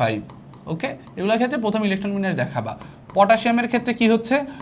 1s2 2s2 2p6 3s2 3p কত 10 12, দেন হচ্ছে 3p6 4s1, তাই না? এটা ছিল হচ্ছে পটাশিয়ামের ক্ষেত্রে। অর্থাৎ ভাইয়া একটা মজার জিনিস দেখেন, এই ক্ষেত্রে সোডিয়ামটা তৃতীয় পর্যায়ের মৌল। আমরা যদি এইখানে গ্রুপটা দেখি, প্রত্যেকেই দেখো তৃতীয় পর্যায়ের মৌল। হ্যাঁ, এটা হচ্ছে তৃতীয় পর্যায়, এটা তৃতীয় পর্যায়, এটা তৃতীয় পর্যায়ের মৌল, এটাও তৃতীয় পর্যায়ের মৌল, বাট এইটা হচ্ছে তোমার চতুর্থ পর্যায়ের মৌল, তাই তো? কি বুঝতে পেরেছি? এতটুকু তো আমরা জানি, তাই না? এতটুকু কিন্তু আমাদের কাছে মোটামুটি ক্লিয়ার আছে। আচ্ছা, এইবার দেখো সোডিয়ামের গ্রুপ কোনটা? সোডিয়ামের গ্রুপ কিন্তু হচ্ছে 1 নাম্বার গ্রুপ, তাই না? আচ্ছা, এরপরে তুমি একটু লক্ষ্য করো ক্লোরিনের গ্রুপ কোনটা? S+P+10, তার মানে ক্লোরিনের গ্রুপটা হচ্ছে 17, হ্যালোজেনের গ্রুপ, তাই না? আচ্ছা, এবার এইটার গ্রুপ কত? পটাশিয়ামের গ্রুপও হচ্ছে 1। এবার তুমি চিন্তা করো, আমরা জানি একটা গ্রুপের উপর থেকে নিচে গেলে কি হয়? একটা গ্রুপের উপর থেকে নিচে গেলে আয়নীকরণ শক্তিটা, আচ্ছা আমরা এখানে সাইজ নিয়ে কথা বলতেছি না, আয়নীকরণ শক্তি। তাহলে একটা গ্রুপের উপর থেকে নিচে গেলে আয়নীকরণ শক্তি কি হয়? উপর থেকে নিচে গেলে আয়নীকরণ শক্তি হ্রাস পায়। আমরা পার্ট 1-এ ক্লিয়ারলি বলে এসেছি, রাইট? তাহলে ইন ডিটেলস এখন ব্যাখ্যা কিন্তু এই ভিডিওতে পাবা না, সেটা পার্ট 1-এ যাবা। এটা সিকিউ এমসিকিউ সলভ, যতটুকু বেসিক দিয়ে দেওয়া লাগে আমরা সেটা দেখাচ্ছি, এবং এটা পার্ট 1-এর সাথে রিলেটেবল। ওকে, তাহলে ভাইয়া এখন দেখো একটা গ্রুপের উপর থেকে নিচে গেলে আমরা জানি, গ্রুপের যদি উপর থেকে নিচে যাই, গ্রুপের ক্ষেত্রে যদি আমরা আপ টু ডাউন যাই, সেক্ষেত্রে কি ঘটনা ঘটে? আপ টু ডাউন গেলে তোমার আয়নাইজেশন এনার্জিটা কমতে থাকে, আয়নাইজেশন এনার্জি কমে। তাহলে তুমি একটু যদি সাজাও, একটু ইমাজিন করো। সো প্রথমে কে ছিল? লিনা কে, মনে আছে? হেলিনাকে রুবি সাজাবে ফ্রান্সে, গ্রুপ 1-এর। এইখানে সোডিয়াম, এইখানে তোমার আছে হচ্ছে পটাশিয়াম, আর এই যে ক্লোরিন 17, এটা কার বরাবর আছে বলো তো? এই সোডিয়াম বরাবরই আছে না? কারণ সোডিয়াম বরাবর এই পর্যায়ের লাস্টের মৌলটাকে চিন্তা করো, সোডিয়ামের একেবারে লাস্টে কে? গ্রুপ 18, মানে একেবারে ডানে তো 18 নিষ্ক্রিয়। তাহলে সোডিয়াম বরাবর নিষ্ক্রিয় মৌল কে আছে? সোডিয়াম কত নাম্বার পর্যায়? তৃতীয় পর্যায়ের তোমার হচ্ছে নিষ্ক্রিয় গ্যাস কে? তোমার হচ্ছে আর্গন। তাহলে এইখানে তোমার আছে আর্গন, আর এই আর্গনের আগেই কি আছে? ক্লোরিন। তার মানে সোডিয়াম থেকে ক্লোরিনটা কি আছে? ডানে আছে। বুঝতে পেরেছো? তাহলে একটা গ্রুপের উপর থেকে নিচে গেলে আয়নীকরণ শক্তিটা কমে যায়। তাহলে তোমাকে যদি এখন অর্ডার সাজাই, তুমি একটু লক্ষ্য করো, সোডিয়াম আর পটাশিয়াম, এর মধ্যে নিচে কে আছে? পটাশিয়াম। অর্থাৎ পটাশিয়ামের আয়নাইজেশন এনার্জি কি হবে? পটাশিয়ামের আয়নাইজেশন এনার্জিটা সোডিয়াম থেকে কম হবে। এবার সোডিয়াম আর ক্লোরিন একই পর্যায়ে অবস্থিত। এবার একই পর্যায়ের বাম থেকে ডানে গেলে আয়নীকরণ শক্তি বাড়ে। তাহলে সোডিয়াম আর পটাশিয়াম যেহেতু গ্রুপ ভিত্তিক সম্পর্কে সোডিয়ামেরটা বেশি, তাহলে এবার সোডিয়াম আর ক্লোরিন দেখো যেহেতু একই পর্যায়ে আছে, তাহলে সোডিয়াম আর ক্লোরিনের মধ্যে তোমার আয়নীকরণ শক্তি কে বেশি হবে? বাম থেকে ডানে গেলে আয়নীকরণ শক্তি বাড়ে, তাহলে অবশ্যই আয়নীকরণ শক্তিটা বেশি কার হবে? ক্লোরিনের। তাহলে এইখানে তোমার উত্তরটা কেমন হবে? অর্ডারটা সব থেকে বেশি ক্লোরিন, তারপর সোডিয়াম, তারপর পটাশিয়াম। সো আমরা ওই যে পার্ট 1-এ যে ডিটেলসে ব্যাখ্যা ভেঙে দিছি, যে একটা গ্রুপ ওয়াইজ ব্যাখ্যা, একটা তোমার হচ্ছে পর্যায় ওয়াইজ ব্যাখ্যা, পিরিয়ড ওয়াইজ ব্যাখ্যা, সেই ব্যাখ্যাটা এখানে দিয়ে ফেলবা, ঠিক আছে? আচ্ছা, তো ডান। এর পরেরটাতে আমরা চলে যাই, দেখো কি বলছে। দেখো কি বলছে। তোমার পর্যায় সারণীতে জেড মৌলের অবস্থান, জেড হচ্ছে তোমার হচ্ছে ব্রোমিন। এটাকে ইলেকট্রন বিন্যাস করে দেখানো লাগবে, ইলেকট্রন বিন্যাস করে দেখাইতে হবে। ব্রোমিন, জেড কি ব্রোমিন নাকি 35? কি আছে দেখো তো, আমরা একটু কি দেখে আসবো। তোমার এই 35 পারমাণবিক সংখ্যা কার? আমরা একটু দেখি 35 পারমাণবিক সংখ্যা কার আছে। ওকে, সো কার 35 পারমাণবিক সংখ্যা, এইটা যদি আমরা নাও জানি, নাও দেখতে চাই, সেটাতেও আমাদের কোনো সমস্যা নাই। তুমি চাইলে কি করতে পারবা? তুমি চাইলে ইলেকট্রন বিন্যাসের মাধ্যমেও কাজটা করে ফেলতে পারবা, আমরা জানি। তো চলো আমরা একটু করে দেখি, সমস্যা কি। আমরা এটা একটু করে দেখি, করে দেখতে তো প্রবলেম নাই, বাট ব্রোমিনই হবে এটা, ঠিক আছে? যে এখানে এটা হচ্ছে তোমার আলটিমেটলি 35 পারমাণবিক সংখ্যা ক্রিপ্টনের আগে আছে, বুঝছো? ক্রিপ্টনের আগে আছে। এইখানে দেখো সব কিছু ইন ডিটেলসে করানো হয়েছে, ইন ডিটেলসে এখানে সব কিছু করানো আছে। ওকে, চলো আমরা পরেরটাতে চলে যাই। যে সিকিউটা করতেছিলাম ওইটা একটু দেখায় আসি। জেড মৌলের অবস্থান জানতে চেয়েছে, 35 পারমাণবিক সংখ্যা। তো চলো একটু দেখি। তো জেড 35, এটার যদি আমরা করি, এটা তো আমরা জানি এটা গ্রুপ কোনটা, এটা গ্রুপ তোমার হচ্ছে 17। তো ইলেকট্রন বিন্যাস একটু করে দেখি। তো ফার্স্টে আমরা একটু লিখি, হ্যাঁ মনে আছে? S S P S P S D P. আচ্ছা এই পর্যন্ত আমরা লিখি, এত দূর যদি আরও যাওয়া লাগে যাবো, আমরা এই পর্যন্ত লিখি, না যাওয়া লাগলে তো লেখার দরকার নেই এত, জাস্ট একটু লিখে দেখি কেমন হয়। হ্যাঁ 1s, তারপর কি ছিল 2s, তারপর কি ছিল 2p, তারপর ছিল 3s, তারপর কি ছিল 3p, তারপর ছিল 4s, তারপর ছিল 3d, তারপর ছিল 4p। ওকে, তো এখন একটু ইলেকট্রন বসাও দেখি, যেহেতু 35 বসাইতে হবে একটু বসায় দেখি। তাহলে 1s2, 2s2, 2p6, 3s2, 3p6, 4s2, কত হলো দেখো? 6 4 10 12 18 20। 3d কত? 3d হচ্ছে তোমার 10, তাই না? 3d 10 30, আর 4p কত? 4p হচ্ছে 5। তাহলে এখন দেখো আমাকে এটা কি করতে হবে? অবস্থান, অবস্থান মানে অবশ্যই গ্রুপ পর্যায়ে দুইটাই বের করতে হবে। তাহলে গ্রুপ কি হবে বলো তো ভাইয়া? গ্রুপটা কি দেখো, এইটা লাস্ট ইলেকট্রনটা কোথায় চলে গেছে? লাস্ট ইলেকট্রনটা গেছে 4p-তে। তো তুমি যদি একটু সাজায় করতে ইলেকট্রন বিন্যাসটা, তাহলে কেমন আসতো দেখো? তাহলে ঘটনাটা এইরকম হইতো, 4s2, তারপর আসতো 4p5, তারপর আসতো 3d10, 3d10। ওকে, তাহলে s প্লাস p, দেখো ভ্যালেন্স শেলে s আর p দুইটাই আছে, তাহলে সেই ক্ষেত্রে গ্রুপটা কি করতে হয়? s এর ইলেকট্রন সংখ্যা, p এর ইলেকট্রন সংখ্যা যোগফল প্লাস 10। তার মানে ভাইয়া 2 যোগ 5 যোগ 10, এই যে দেখো 5 আর 2 7, আর 10 যোগ করলে 17। আর পর্যায়টা কি? পিরিয়ডটা কি হবে? পিরিয়ডটা হবে বা পর্যায়টা হবে হচ্ছে তোমার প্রধান কোয়ান্টাম সংখ্যা বা সর্বোচ্চ কোয়ান্টাম সংখ্যা হবে ইলেকট্রন বিন্যাস করে। সর্বোচ্চ কোয়ান্টাম সংখ্যা কত পেয়েছো? 4, তার মানে পিরিয়ডটা হবে 4। শেষ, ক্লিয়ার? ওকে, তো এখন পরবর্তী কোশ্চেনে চলে যাই। তোমার এখানে বলেছে এক্স ওয়াই ও কিউ মৌলসমূহ পর্যায় সারণীর একই গ্রুপের অবস্থিত, যথাযথ সমীকরণের সাহায্যে প্রমাণ করো। এক্স ওয়াই কিউ, হ্যাঁ এই তিনটাই দেখাইতে বলছে, এক্স ওয়াই কিউ। আচ্ছা এক্স হচ্ছে 11, এক্স 11 মানে কি? এক্স 11 মানে হচ্ছে সোডিয়াম, ওয়াই হচ্ছে 10, ওয়াই 10 মানে হচ্ছে নিয়ন। ওকে, আর এখানে কিউ হচ্ছে 37, কিউ হচ্ছে তোমার 37। 37 কে বলো তো? 37 কে আছে তোমার? আমরা কেবল দেখে আসলাম 35 হচ্ছে তোমার ব্রোমিন, তারপর ছিল হচ্ছে ক্রিপ্টন। তাহলে 37 নাম্বার মৌলটা কোথায় যাবে চিন্তা করতে পারতেছো?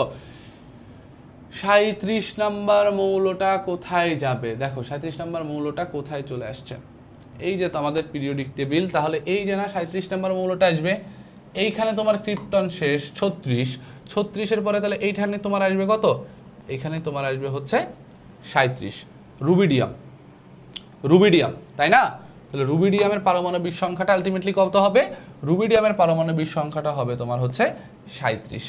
এখন আমাকে যেটা বলেছে সোডিয়াম, রুবিডিয়াম আর নিয়ন এরা একই গ্রুপে অবস্থিত, এরা একই গ্রুপে অবস্থিত, এটা আমাকে দেখাতে বলেছে। তো ভাইয়া নিয়ন আর সোডিয়াম তো একই গ্রুপে না, তার মানে এই কোশ্চেনটাতে ভুল আছে, বুঝছো? নিয়ন আর সোডিয়াম কি একই নাম্বার গ্রুপে হয় কখনো? এটা এক নাম্বার গ্রুপে যাবে? যাবে না তো। সোডিয়াম তো একে আছে, আর নিয়নটা কততে আছে? নিয়ন আছে গ্রুপ 18-তে। তার মানে এরা একই গ্রুপের মৌল না, একই গ্রুপের মৌল না। সো কোশ্চেনটাতে ঝামেলা আছে, কোশ্চেনটাতে ঝামেলা আছে, বুঝছো? এটা দেখা লাগবে, প্রবলেম আছে কোশ্চেনে। আচ্ছা পরেরটাতে তাহলে চলে যাই। মুদ্রা ধাতু কাকে বলে? ওই যে গ্রুপ 1-এর যে তিনটা আছে, কপার, সিলভার আর হচ্ছে অরাম বা সোনা, এই তিনটাকে আমরা বলি মুদ্রা ধাতু, তাই না? ওকে, এটা তো আমাদের কোশ্চেন না। ঘতে বলেছে উদ্দীপকের মৌলসমূহের আকৃতি ও ইলেকট্রনাশক্তির ক্রম কেমন হবে যুক্তিসহ বিশ্লেষণ করো। আকৃতি ও ইলেকট্রনাশক্তির ক্রম। আচ্ছা এখন ভাইয়া একটু লক্ষ্য করেন মৌলসমূহতে কে কে আছে? একটা আছে K4, কে দেখে আবার কিন্তু পটাশিয়াম মনে করো না, তাহলে ঝামেলা আছে। বুঝছো? ওকে, তাহলে কে হচ্ছে পারমাণবিক সংখ্যা 4, তার মানে কে হচ্ছে তোমার বেরিলিয়াম। কে কি ভাইয়া? কে হচ্ছে বেরিলিয়াম। এম হচ্ছে 12, এম 12 মানে হচ্ছে এমটা দেওয়া আছে তোমার হবে ম্যাগনেসিয়াম। এমটা কি হবে? এমটা হবে ম্যাগনেসিয়াম। আচ্ছা N15 মানে হচ্ছে এনটা কি? এবার তোমরা নাইট্রোজেন মনে করো না কিন্তু, হ্যাঁ, এটা কিন্তু বলে দিছে, এগুলা প্রচলিত প্রতীক নয়। 15 মানে হচ্ছে এটা হচ্ছে ফসফরাস। Q16 মানে হচ্ছে তোমার সালফার। এখন এদেরকে কি বলেছে? আকৃতি ও ইলেকট্রন শক্তির ক্রম। এবার তুমি একটু দেখো, বেরিলিয়াম, ম্যাগনেসিয়াম, ফসফরাস, সালফার, এদের নিয়ে একটু কাজ করতে হবে। Beryllium beryllium magnesium, phosphorus, sulphur. এবার এদের প্রত্যেকের একটু ইলেকট্রন বিন্যাস করো তো। 1s2 2s2। এরপরে ম্যাগনেসিয়ামের কি 1s2 2s2 2p6 3s2, তাই তো? এবার ফসফরাসেরটা করো 1s2 2s2 2p6 3s2 3p কত 3 10 12 15, ঠিক আছে? সালফারেরটা কি হবে 1s2 2s2 2p6 3s2 3p4। আচ্ছা, আকৃতিটা আমরা একটু ব্যাখ্যা করে ফেলি। দেখো আকৃতিটা কি হবে তাইলে? আকৃতি কি হবে? আকৃতির ক্রম চেয়েছে আমাদের কাছে, আকৃতির ক্রম চেয়েছে। তাহলে আকৃতিটা কেমন হবে ভাইয়া একটু লক্ষ্য করি। দেখো আকৃতিটা কেমন হবে বা আকারের ক্রমটা কেমন হবে, অর্ডারটা কি? আচ্ছা, তাহলে ভাইয়া বেরিলিয়ামটা তোমার কত নাম্বার গ্রুপের বলো তো? কত নাম্বার গ্রুপে? বেরিলিয়ামের গ্রুপ হচ্ছে 2, তাই না? বেরিলিয়াম হচ্ছে 2য় নাম্বার গ্রুপের। ম্যাগনেসিয়াম কত নাম্বার গ্রুপের? ম্যাগনেসিয়ামের গ্রুপ নাম্বার হচ্ছে 2, তাই তো? ফসফরাস কত নাম্বার গ্রুপের? ফসফরাসের গ্রুপ নাম্বার কত বলো? তোমার 3 আর 2 5, এই যে SRP 10, 3 আর 2 5 হচ্ছে 15, যে নাফিস আছে আন্টির বসায়। সালফার ও এসএসসিতে পড়ে, তাহলে সালফার হচ্ছে 16তে আছে। এই যে 4 আর 2 6, 10 হলে 16। এখন তাহলে তুমি একটু চিন্তা করো ঘটনাটা কি ঘটতেছে। তুমি যদি একটু সাজাও, সুন্দর মতো যদি একটু সাজাও, তার মানে এইখানে আছে বেরিলিয়াম, নিচে বিরিয়ানি মোগলাই কাবাব, মনে আছে? সো এখানে বেরিলিয়াম, এই পাশে ম্যাগনেসিয়াম। এবার দেখো এই যে ফসফরাস আর সালফার, এরা প্রত্যেকে কত নাম্বার পর্যায়ের? ম্যাগনেসিয়াম 3য় পর্যায়ের, ফসফরাস 3য় পর্যায়ে, সালফার 3য় পর্যায়ে। তার মানে এই ফসফরাস সালফার এরা কিন্তু বেরিলিয়াম বরাবর নাই। কারণ কি? বেরিলিয়াম 2য় পর্যায়ের মৌল। এরা কার বরাবর আছে? তোমার ম্যাগনেসিয়াম বরাবর আছে, তাই না? তাহলে ভাইয়া ম্যাগনেসিয়াম বরাবর তোমার ফসফরাস সালফার আছে। তো ফসফরাসের পারমাণবিক সংখ্যা 15, তার মানে মনে করো এইখানে আছে ফসফরাস, এইখানে আছে তোমার হচ্ছে সালফার। এবার তুমি দেখো আকৃতির ক্রমটা কেমন হবে। তো একটা গ্রুপের তুমি যদি উপর থেকে নিচে যাও, তাহলে আকৃতিটা কেমন হয়? আকৃতিটা বাড়তে থাকে। তাহলে বেরিলিয়াম আর ম্যাগনেসিয়ামের মধ্যে আকারটা কার বড়? অবশ্যই ম্যাগনেসিয়ামের সাইজটা তোমার বেরিলিয়াম অপেক্ষা বড় হবে। এতটুকু তো বুঝেছি। এবার ফসফরাস আর সালফার আর ম্যাগনেসিয়াম, এই তিনজনের মধ্যে এবার তুমি চিন্তা করো। তো একটা গ্রুপের একটা পর্যায়ে যদি বাম থেকে ডানে যাও, সাইজটা কি হতে থাকে? সাইজটা ছোট হতে থাকে। তাহলে এই তিনজনের মধ্যে সব থেকে ডানে কে আছে? সালফার, তারপর ফসফরাস, সব থেকে বামে ম্যাগনেসিয়াম।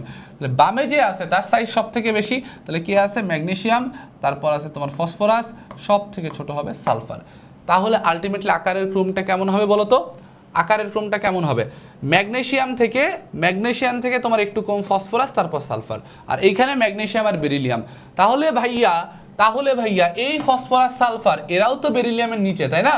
তাহলে আগে তুমি যদি একটু চিন্তা করো, তাহলে যে উপরে আছে, যেহেতু এ 2য় পর্যায়ের মৌল, ম্যাগনেসিয়াম, ফসফরাস, সালফার এরা সবাই 3য় পর্যায়ের মৌল। তাহলে আলটিমেটলি 2য় পর্যায়ের মৌল মানে যে উপরে আছে, তাহলে তার সাইজটাই ছোট হবে। উপর থেকে নিচে গেলে সাইজটা কি বাড়ে? তাহলে অবশ্যই ফসফরাস সালফারও তো বেরিলিয়ামের নিচে আছে, কারণ এরা সবাই 3য় পর্যায়ে, বেরিলিয়াম তার 2য় পর্যায়ে। তাহলে উপরে যেহেতু শুধু বেরিলিয়াম একা আছে, বেরিলিয়ামের সাইজটা কি হবে? এদের তিনজনের থেকে সব থেকে কম হবে। তিনজনের থেকে সব থেকে সাইজ কম কার হবে?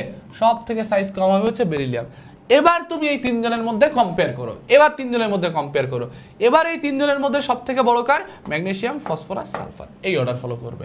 তাহলে ম্যাগনেসিয়াম, দেন ফসফরাস, দেন হচ্ছে তোমার সালফার। বুঝছো অর্ডারের ক্রম? অ্যান্ড এই ব্যাখ্যাগুলো কিন্তু এইভাবে দেয়া লাগবে, একটা গ্রুপ ওয়াইজ কীভাবে তোমার আকৃতিটা চেঞ্জ হয়, ওই যে মধ্যবর্তী শক্তি স্তর সংখ্যা বাড়ে, শক্তি স্তরের সংখ্যা বাড়ার সাথে সাথে শিল্ডিং ইফেক্ট বাড়ে, এফ নেট কমে, এফ নেট কমার কারণে সাইজ বাড়ে, আর পর্যায়ের ক্ষেত্রে বাম থেকে ডানে গেলে কি হয়, ইলেকট্রন এবং প্রোটন সংখ্যা বাড়ে, তার মানে তোমার কার্যকরী নিউক্লিয় চার্জটা বেড়ে যাচ্ছে।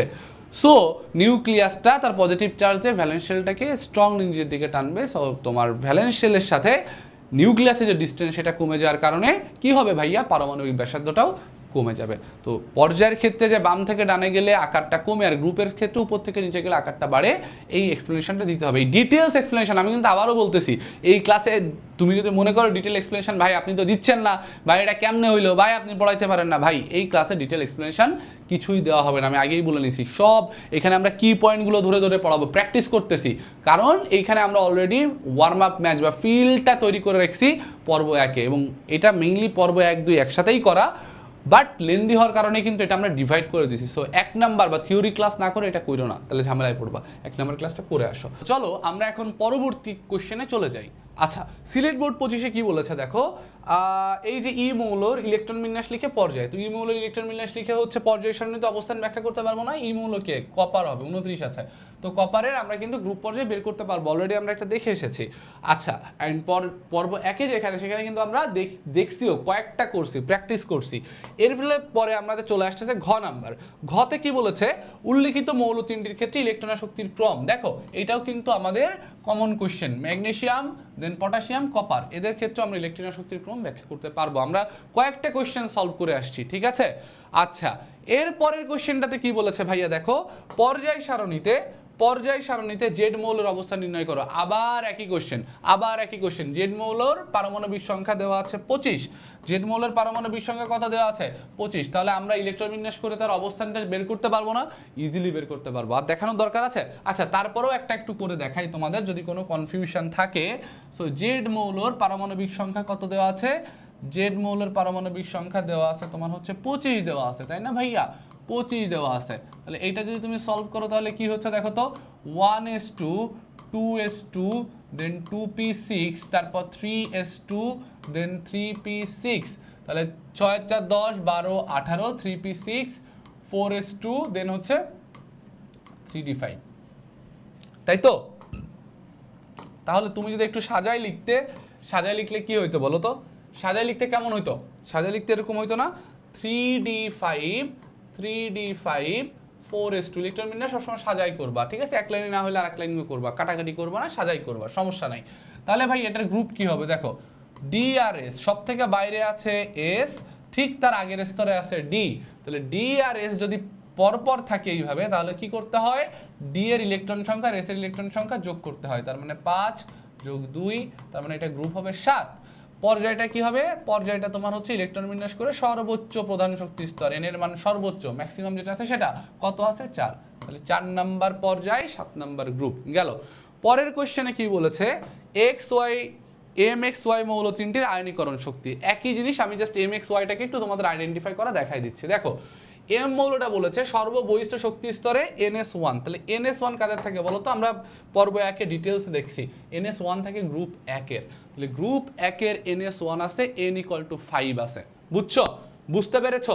তাহলে ভাইয়া লক্ষ্য করো তো এটা কি হবে, n = 5 দেওয়া আছে, তাহলে গ্রুপ 1-এর ক্ষেত্রে মনে করে দেখো, প্রথমে কি ছিল হাইড্রোজেন, তারপর লিথিয়াম, তারপর সোডিয়াম, তারপর পটাশিয়াম, তারপর রুবিডিয়াম, মনে করে দেখো তো এইখানে কি ছিল, এটার পর্যায় কত 1s1, এটা 1s2 2s1 দ্বিতীয় পর্যায়ে, এটা 1s2 2s2 দেন হচ্ছে 2p6 দেন হচ্ছে 3s1, তার মানে এটা তৃতীয় পর্যায়ে, তাহলে 1 2 3 4 5, তাহলে এই ক্ষেত্রে কি ছিল 5 ছিল না 5 ছিল না, মনে করো আমরা পর্ব 1-এ ডিটেলসে করছিলাম, ঠিক আছে।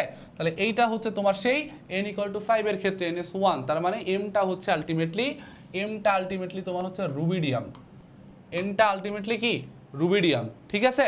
এবার তুমি এক্স কে যদি আইডেন্টিফাই করো, এক্স কে হবে দেখো, এক্স এর ক্ষেত্রে n = 3 বলে দিয়েছে, NS2 NP1, তাহলে আমরা একটু ইলেকট্রন বিন্যাস করি এক্স এর ক্ষেত্রে, তাহলে কি হয় একটু ইলেকট্রন বিন্যাসটা করে দেখি, 1s2 2s2 2p6, এখানে 3s2 3p1 দিতে হবে, 1s2 2s2 2p6 3s2 3p1, তাহলে এটা কি হচ্ছে 10 12 13, 10 12 13 13, তাহলে এক্স কে ভাইয়া, এক্সটা হচ্ছে অ্যালুমিনিয়াম। অ্যালুমিনিয়াম এরপরে এখানে অনলি NH2, NH2 কার হয় আমরা জানি গ্রুপ 2 এর, গ্রুপ 2 এর তৃতীয় নাম্বার তোমার হচ্ছে n=3 তে আছে, রাইট, n=3 তে আছে। তাহলে তুমি যদি ইলেকট্রন বিন্যাস করো y এর ক্ষেত্রে তাহলে কি হচ্ছে দেখো তো, 1s2 2s2 2p6 3s2, তার মানে 10 12, তাহলে এটা কি হবে, এটা হবে হচ্ছে ম্যাগনেসিয়াম। তাহলে এটা আমরা করতে পারবো না, এখন দেখো তো করা যাবে কিনা, rubidium aluminium magnesium, rubidium aluminium magnesium এদের ক্ষেত্রে আয়নীকরণ শক্তি দেখো তো, আমরা যদি একটু সাজাই রুবিডিয়াম অ্যালুমিনিয়াম ম্যাগনেসিয়াম এদেরকে একটু পর্যায় সারণীর মতো সাজানোর চেষ্টা করো, রুবিডিয়াম অ্যালুমিনিয়াম ম্যাগনেসিয়াম। ভাইয়া একটু দেখেন রুবিডিয়াম যেটা, এটা হচ্ছে পঞ্চম পর্যায়ের মৌল, গ্রুপ 1 বাট পঞ্চম পর্যায়ের মৌল, তাই না? আমরা একটু যদি দেখাই এইটার ক্ষেত্রে গ্রুপ আর এইটার ক্ষেত্রে হচ্ছে পর্যায়, ঠিক আছে, লক্ষ্য করো তাহলে রুবিডিয়ামের গ্রুপ কত 1, পর্যায় কত 5, অ্যালুমিনিয়ামের ক্ষেত্রে গ্রুপ কত, অ্যালুমিনিয়ামের ক্ষেত্রে কই গেল, এই যে অ্যালুমিনিয়ামের ক্ষেত্রে 2 আর 1 3, তার মানে হচ্ছে 13, বর এলো 11, তাহলে অ্যালুমিনিয়ামের ক্ষেত্রে গ্রুপ হচ্ছে 13, পর্যায় কত, পর্যায় হচ্ছে 3, পর্যায় হচ্ছে 3। এরপরে তুমি যদি একটু খেয়াল করো ম্যাগনেসিয়াম, ম্যাগনেসিয়ামের ক্ষেত্রে কি হবে ভাইয়া, ম্যাগনেসিয়ামের ক্ষেত্রে কি হবে NH2, NH2 দ্যাটস মিন ভাইয়া এই যে লক্ষ্য করো এর পর্যায় 3 গ্রুপ কিন্তু 2, পর্যায় কত, পর্যায় 3 গ্রুপ হচ্ছে 2, তাই তো? তাহলে ভাইয়া একটা জিনিস লক্ষ্য করেন, একটা জিনিস লক্ষ্য করেন, কি লক্ষ্য করতে হবে বলেন, কি লক্ষ্য করা লাগবে, আমরা যদি একটু সুন্দর মতো সাজাতে চাই, সুন্দর মতো সাজাতে চাই পর্যায় সারণী অনুসারে, তাহলে কি হয়, এইখানে থাকবে হচ্ছে রুবিডিয়াম, রুবিডিয়াম ম্যাগনেসিয়াম এটা গ্রুপ 1, তাহলে ম্যাগনেসিয়ামটা কি ছিল তার উপরে না, উপরে না, যে লক্ষ্য করো রুবিডিয়াম 5 নাম্বার পর্যায়ে, তার নিচে ম্যাগনেসিয়াম 3 নাম্বার পর্যায়ে, তার মানে 2 ঘর উপরে আছে, তাহলে ওই উপরে থাকতেছে কে, উপরে আছে ম্যাগনেসিয়াম। আর অ্যালুমিনিয়াম কত, অ্যালুমিনিয়াম হচ্ছে 13 নম্বর পর্যায়ে 3 নাম্বার গ্রুপ, মানে ম্যাগনেসিয়াম আর অ্যালুমিনিয়াম একই পর্যায়ে, বাট পরে অ্যালুমিনিয়াম পিতে ছিল, মনে করো দেখো মাঝে ডি তারপরে ছিল অ্যালুমিনিয়াম, হ্যাঁ 1 নাম্বার পর্বতে আমরা ডিটেলসে করছি, তাহলে এইখানে আছে তোমার হচ্ছে অ্যালুমিনিয়াম। তাহলে এখন যদি আমরা আয়নীকরণ শক্তির ক্রম করি, আমরা জানি একটা গ্রুপের উপর থেকে নিচে গেলে কি হয়, আয়নীকরণ শক্তিটা কমতে থাকে, উপর থেকে নিচে গেলে আয়নীকরণ শক্তি কমে। তাহলে ম্যাগনেসিয়াম আর রুবিডিয়ামের মধ্যে আয়নীকরণ শক্তি কার বেশি হবে, ম্যাগনেসিয়াম আর রুবিডিয়ামের মধ্যে আয়নীকরণ শক্তিটা বেশি হবে ম্যাগনেসিয়ামের, তাই না? এবার দেখো বাম থেকে ডানে গেলে আয়নীকরণ শক্তিটা কি হয়, বাড়তে থাকে, তাহলে ম্যাগনেসিয়াম আর অ্যালুমিনিয়ামের মধ্যে আয়নীকরণ শক্তি বেশি কার, অ্যালুমিনিয়ামের আয়নীকরণ শক্তি বেশি। তাহলে এদের ক্ষেত্রে অর্ডারটা কেমন হবে, অর্ডারটা আলটিমেটলি কেমন, সব থেকে ডানে কে আছে অ্যালুমিনিয়াম, তাহলে অ্যালুমিনিয়ামের সব থেকে বেশি, তারপর ম্যাগনেসিয়াম, এন্ড নিচে সব থেকে আছে রুবিডিয়াম, তারপর রুবিডিয়াম, ঠিক আছে? সো ডিটেলস ব্যাখ্যা কিন্তু অলরেডি আমরা জানি আর না দেখাই। ওকে, এবার 24 সালের কোশ্চেন চলে আসছে। এখন তুমি একটু লক্ষ্য করো এইখানে গ নাম্বারে বলেছে ইলেকট্রন বিন্যাসের মাধ্যমে ওয়াই মৌলটির গ্রুপ, ওয়াই কে দেখো, ওয়াই তে কই বলছে, ওয়াই কই, এই যে ওয়াই, ওয়াই এর পারমাণবিক সংখ্যা দেওয়া আছে 9, এই যে এক্স এক্সিস বরাবর 9 দেওয়া আছে, এটা কিন্তু ভালো একটা কোশ্চেন। এক্স এক্সিস বরাবর কি দেওয়া আছে, এক্স এক্সিস বরাবর 9, তাহলে 9 কার ভাইয়া, ফ্লোরিন। ইলেকট্রন বিন্যাসের মাধ্যমে ফ্লোরিনের গ্রুপ পর্যায়ে বের করতে পারবো না, পারবো, সহজ। উদ্দীপকের মৌলগুলোর আয়নীকরণ শক্তির ক্রম ঊর্ধ্বমুখী না হওয়ার কারণ বিশ্লেষণ করো। আচ্ছা, তার মানে কোশ্চেনটা বলতেছে দেখো 5 6 7 8 9, একটা পর্যায়ের বাম থেকে ডানে গেছে, একটা পর্যায়ের বাম থেকে যদি ডানে যায় তাহলে সব সময় কি হয়, সব সময় পর্যায়ের বাম থেকে ডানে গেলে আমরা জানি আয়নীকরণ শক্তিটা বাড়ে, তার মানে এইটার আয়নীকরণ শক্তির ক্রমটা কেমন হওয়ার কথা ছিল, এই রকম হওয়ার কথা ছিল না, সব সময় বাড়বে, কিন্তু দেখতেছি না বেড়ে এইখানে যাওয়ার পরে এটা কমছে তারপর বাড়ছে, কেন, রিজনটা কি, রিজনটা একটু দেখতে হবে। তো এই যে পয়েন্টটা, এই পয়েন্টে 7, 7 কার পারমাণবিক সংখ্যা নাইট্রোজেনের, 8 কার অক্সিজেনের, তার মানে দেখতেছি এই যে তোমার নাইট্রোজেনের আয়নীকরণ শক্তি এই যে অক্সিজেন তার থেকে বেশি। এখন নাইট্রোজেনের আয়নীকরণ শক্তি কেন অক্সিজেন থেকে বেশি হয়, আমরা জানি নাইট্রোজেনের আয়নীকরণ শক্তি কেন অক্সিজেন থেকে বেশি, ইন ডিটেলস আমরা পর্ব একে দেখাইছি, তাই না? একটু দেখতে হবে ভিডিওটা, ডিটেলস থিওরি ক্লিয়ার না করলে এগুলা কিন্তু পারা যাবে না ভাইয়া। আমি তারপর একটু মনে করাই দিই, নাইট্রোজেনের যেই তোমার এই স্লাইডেই আছে, তারপর আমি এখানে করাই দেখাচ্ছি, নাইট্রোজেনের যে ইলেকট্রন বিন্যাস সেটা 1s2 2s2 2p3, এরপর অক্সিজেনের ইলেকট্রন বিন্যাস যদি করো 1s2 2s2 2p কত, 2p হচ্ছে 4, তাই না? তাহলে ভাইয়া দেখো বাম থেকে ডানে গেলে আয়নীকরণ শক্তি বাড়ে, ঠিক আছে, কিন্তু আমরা একটা নীতি শিখেছিলাম পূর্ণ অর্ধপূর্ণ নীতি। পূর্ণ অর্ধপূর্ণ নীতি যদি দেখো, নাইট্রোজেনের পি অরবিটালটা হাফ ফিল্ড অবস্থায় আছে, অর্ধপূর্ণ, তাই না? এটা হচ্ছে অর্ধপূর্ণ অবস্থায় আছে। আর অক্সিজেনের পি অরবিটালটা, ভ্যালেন্স শেলে যে পি অরবিটাল, এটা কিন্তু পূর্ণ বা অর্ধপূর্ণ কোনোটাই নেই। তাহলে পূর্ণ এবং অর্ধপূর্ণ নীতি আমাদের কি বলেছিল, যে এখানে আমরা যদি দেখি কোনো একটা অরবিটাল বা যোজ্যতা স্তরের অরবিটাল যদি পূর্ণ বা অর্ধপূর্ণ অবস্থায় থাকে, তাহলে সেই পরমাণুটি বা মৌলটি অধিক স্থিতিশীল হয় বা মোর স্টেবল হয়। তাহলে স্ট্যাবিলিটি কার বেশি? স্ট্যাবিলিটি কার বেশি? স্ট্যাবিলিটি অবশ্যই নাইট্রোজেনের বেশি, যেহেতু পি অরবিটালটা অর্ধপূর্ণ অবস্থায় আছে। তাহলে যেহেতু পি অরবিটাল অর্ধপূর্ণ, স্ট্যাবিলিটি বেশি, তাহলে অবশ্যই আয়নাইজেশন এনার্জিও কার বেশি হবে? আয়নাইজেশন এনার্জিটাও তোমার হচ্ছে নাইট্রোজেনের বেশি হবে অক্সিজেন থেকে। সেম ব্যাখ্যা। ওকে, তো দেখো এখানে একই টাইপের কোশ্চেন বারবার দেওয়া হয়েছে, অবস্থান নির্ণয় করো, তারপর বলছে পারমাণবিক ব্যাসার্ধের ক্রম, এগুলো আমরা পারবো, হ্যাঁ, এগুলো আমরা না দেখাই, বোর্ড কোশ্চেন যেগুলো আছে সেম টাইপের কোশ্চেন বারবার আসছে। আমরা একটু বোর্ডেরগুলো না যে এখন চলে যাই কলেজের স্কুলগুলোতে, অনেকগুলো বোর্ড কোশ্চেন দেওয়া আছে। দেখো আমরা তো সব সলভ করবো না, এখানে অনেক কোশ্চেন দিচ্ছি, একটু নিজেরা এগুলো সলভ করে ফেলবা, তোমাদের প্র্যাকটিসের জন্য এগুলো আমরা দিছি, বুঝছো? আমরা এখন একটু কিছু প্রমিনেন্ট যে ক্যাডেট কলেজ বা স্কুল আছে এইগুলার একটু কিছু কোশ্চেন দেখি কমন পাই কিনা বা আমাদের টাইপের মধ্যে পড়ছে কিনা।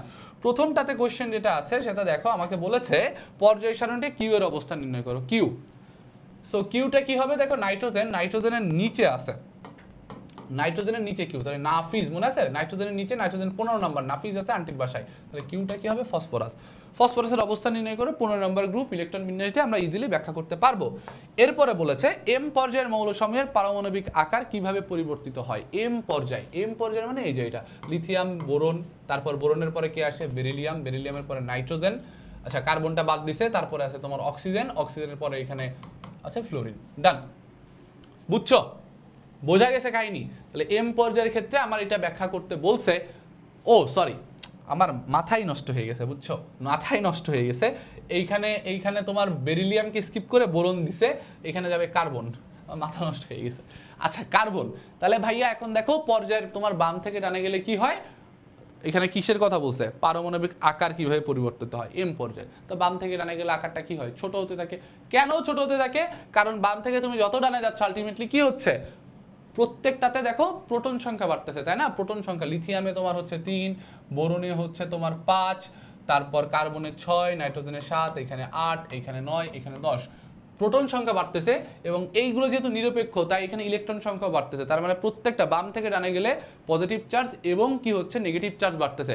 পারমাণবিক সংখ্যা বাড়ার অর্থ হচ্ছে প্রোটন বাড়া, আর প্রোটন বাড়ার অর্থ হচ্ছে ইলেকট্রন বাড়া, রাইট? তার মানে প্রত্যেকটাতে ভ্যালেন্স শেল আলটিমেটলি কি হয়? ইলেকট্রন সংখ্যা বাড়তেছে। একটু লক্ষ্য করো, তুমি যদি লিথিয়ামের ক্ষেত্রে দেখো যে এটা লিথিয়াম, এটা বোরন, এটা তোমার কার্বন, এটা তোমার নাইট্রোজেন, এটা তোমার অক্সিজেন, এটা তোমার ফ্লোরিন, এটা তোমার নিয়ন।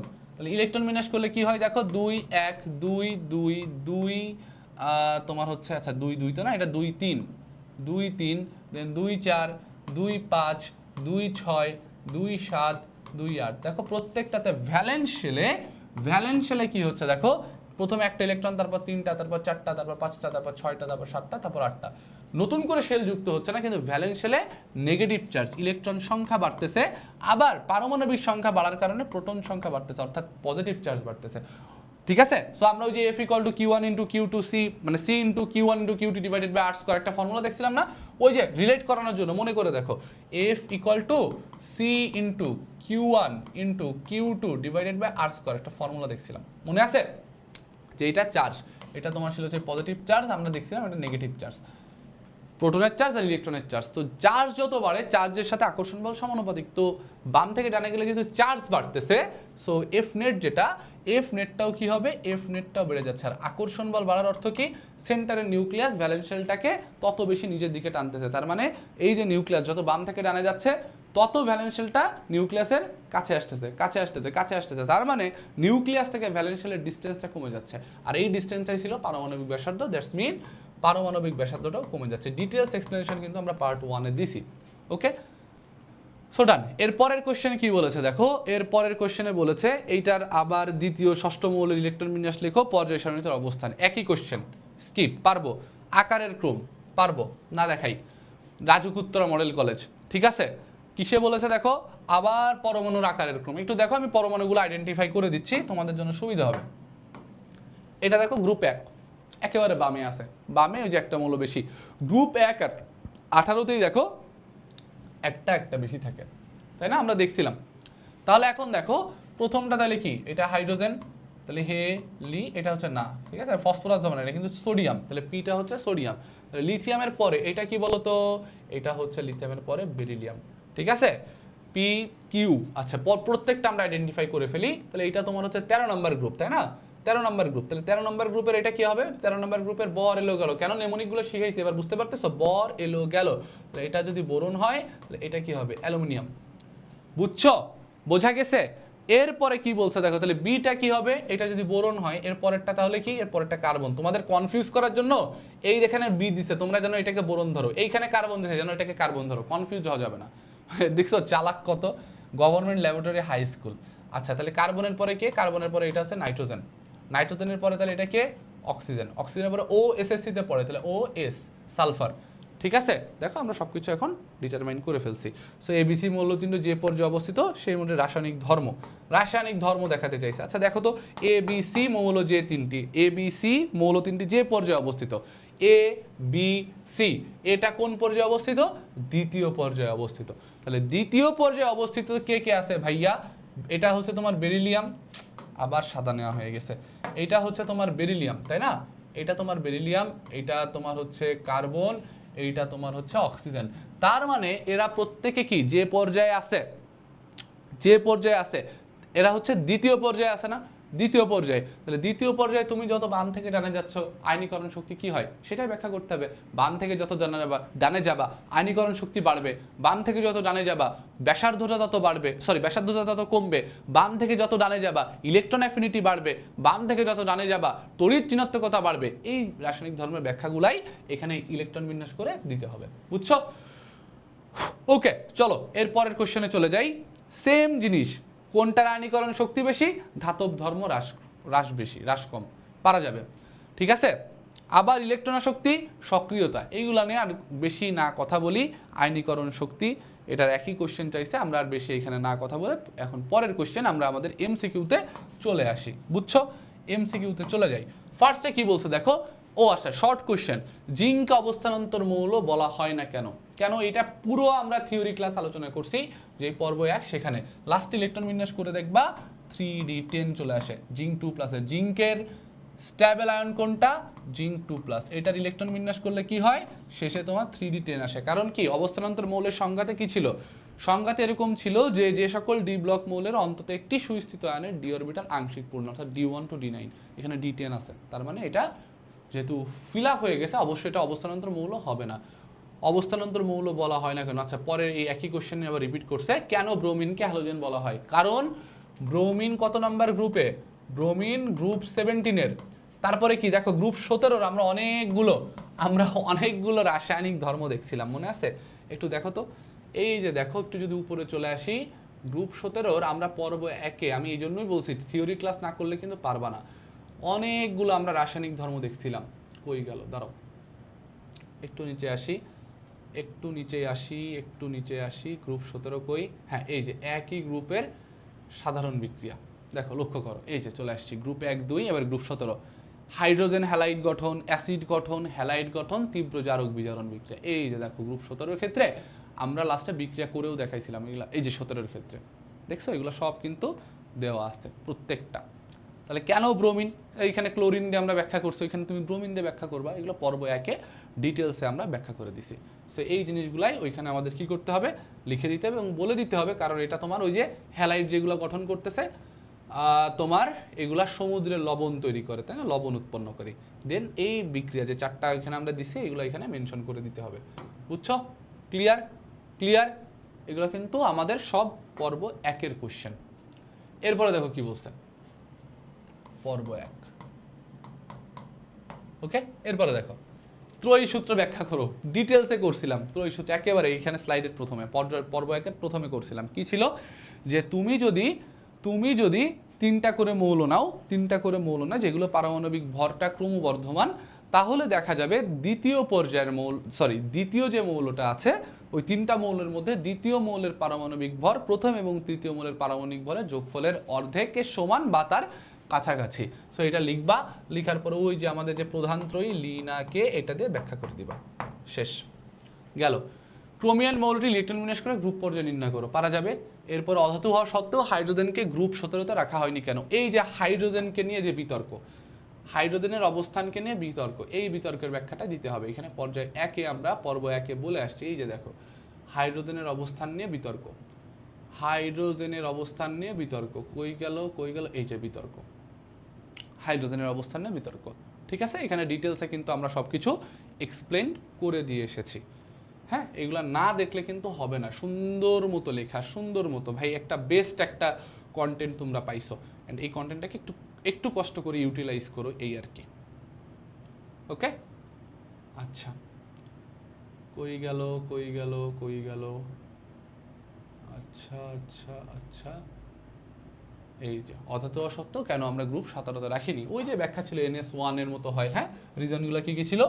একটা হচ্ছে ভ্যালেন্স শেলের যে ইলেকট্রন বিন্যাসের সাধারণ যে প্রতীক সেটা কেমন, ভ্যালেন্স শেলেরটা, ভ্যালেন্স শেলের ইলেকট্রন বিন্যাসটা তোমার হচ্ছে NS1 ফলো করে, তাই না? NS1, ওই যে হাইড্রোজেন ইলেকট্রন বিন্যাসটাকে দেখাবা 1s1 NS1। তারপর যেহেতু সব থেকে বামে আছে, এদের আয়নাইজেশন এনার্জিটা সব থেকে কম, একেবারে উপরে আছে এবং সব থেকে বামে আছে, আয়নাইজেশন এনার্জিটা কম, এবং এটা কি করে, ইলেকট্রন ত্যাগ করে।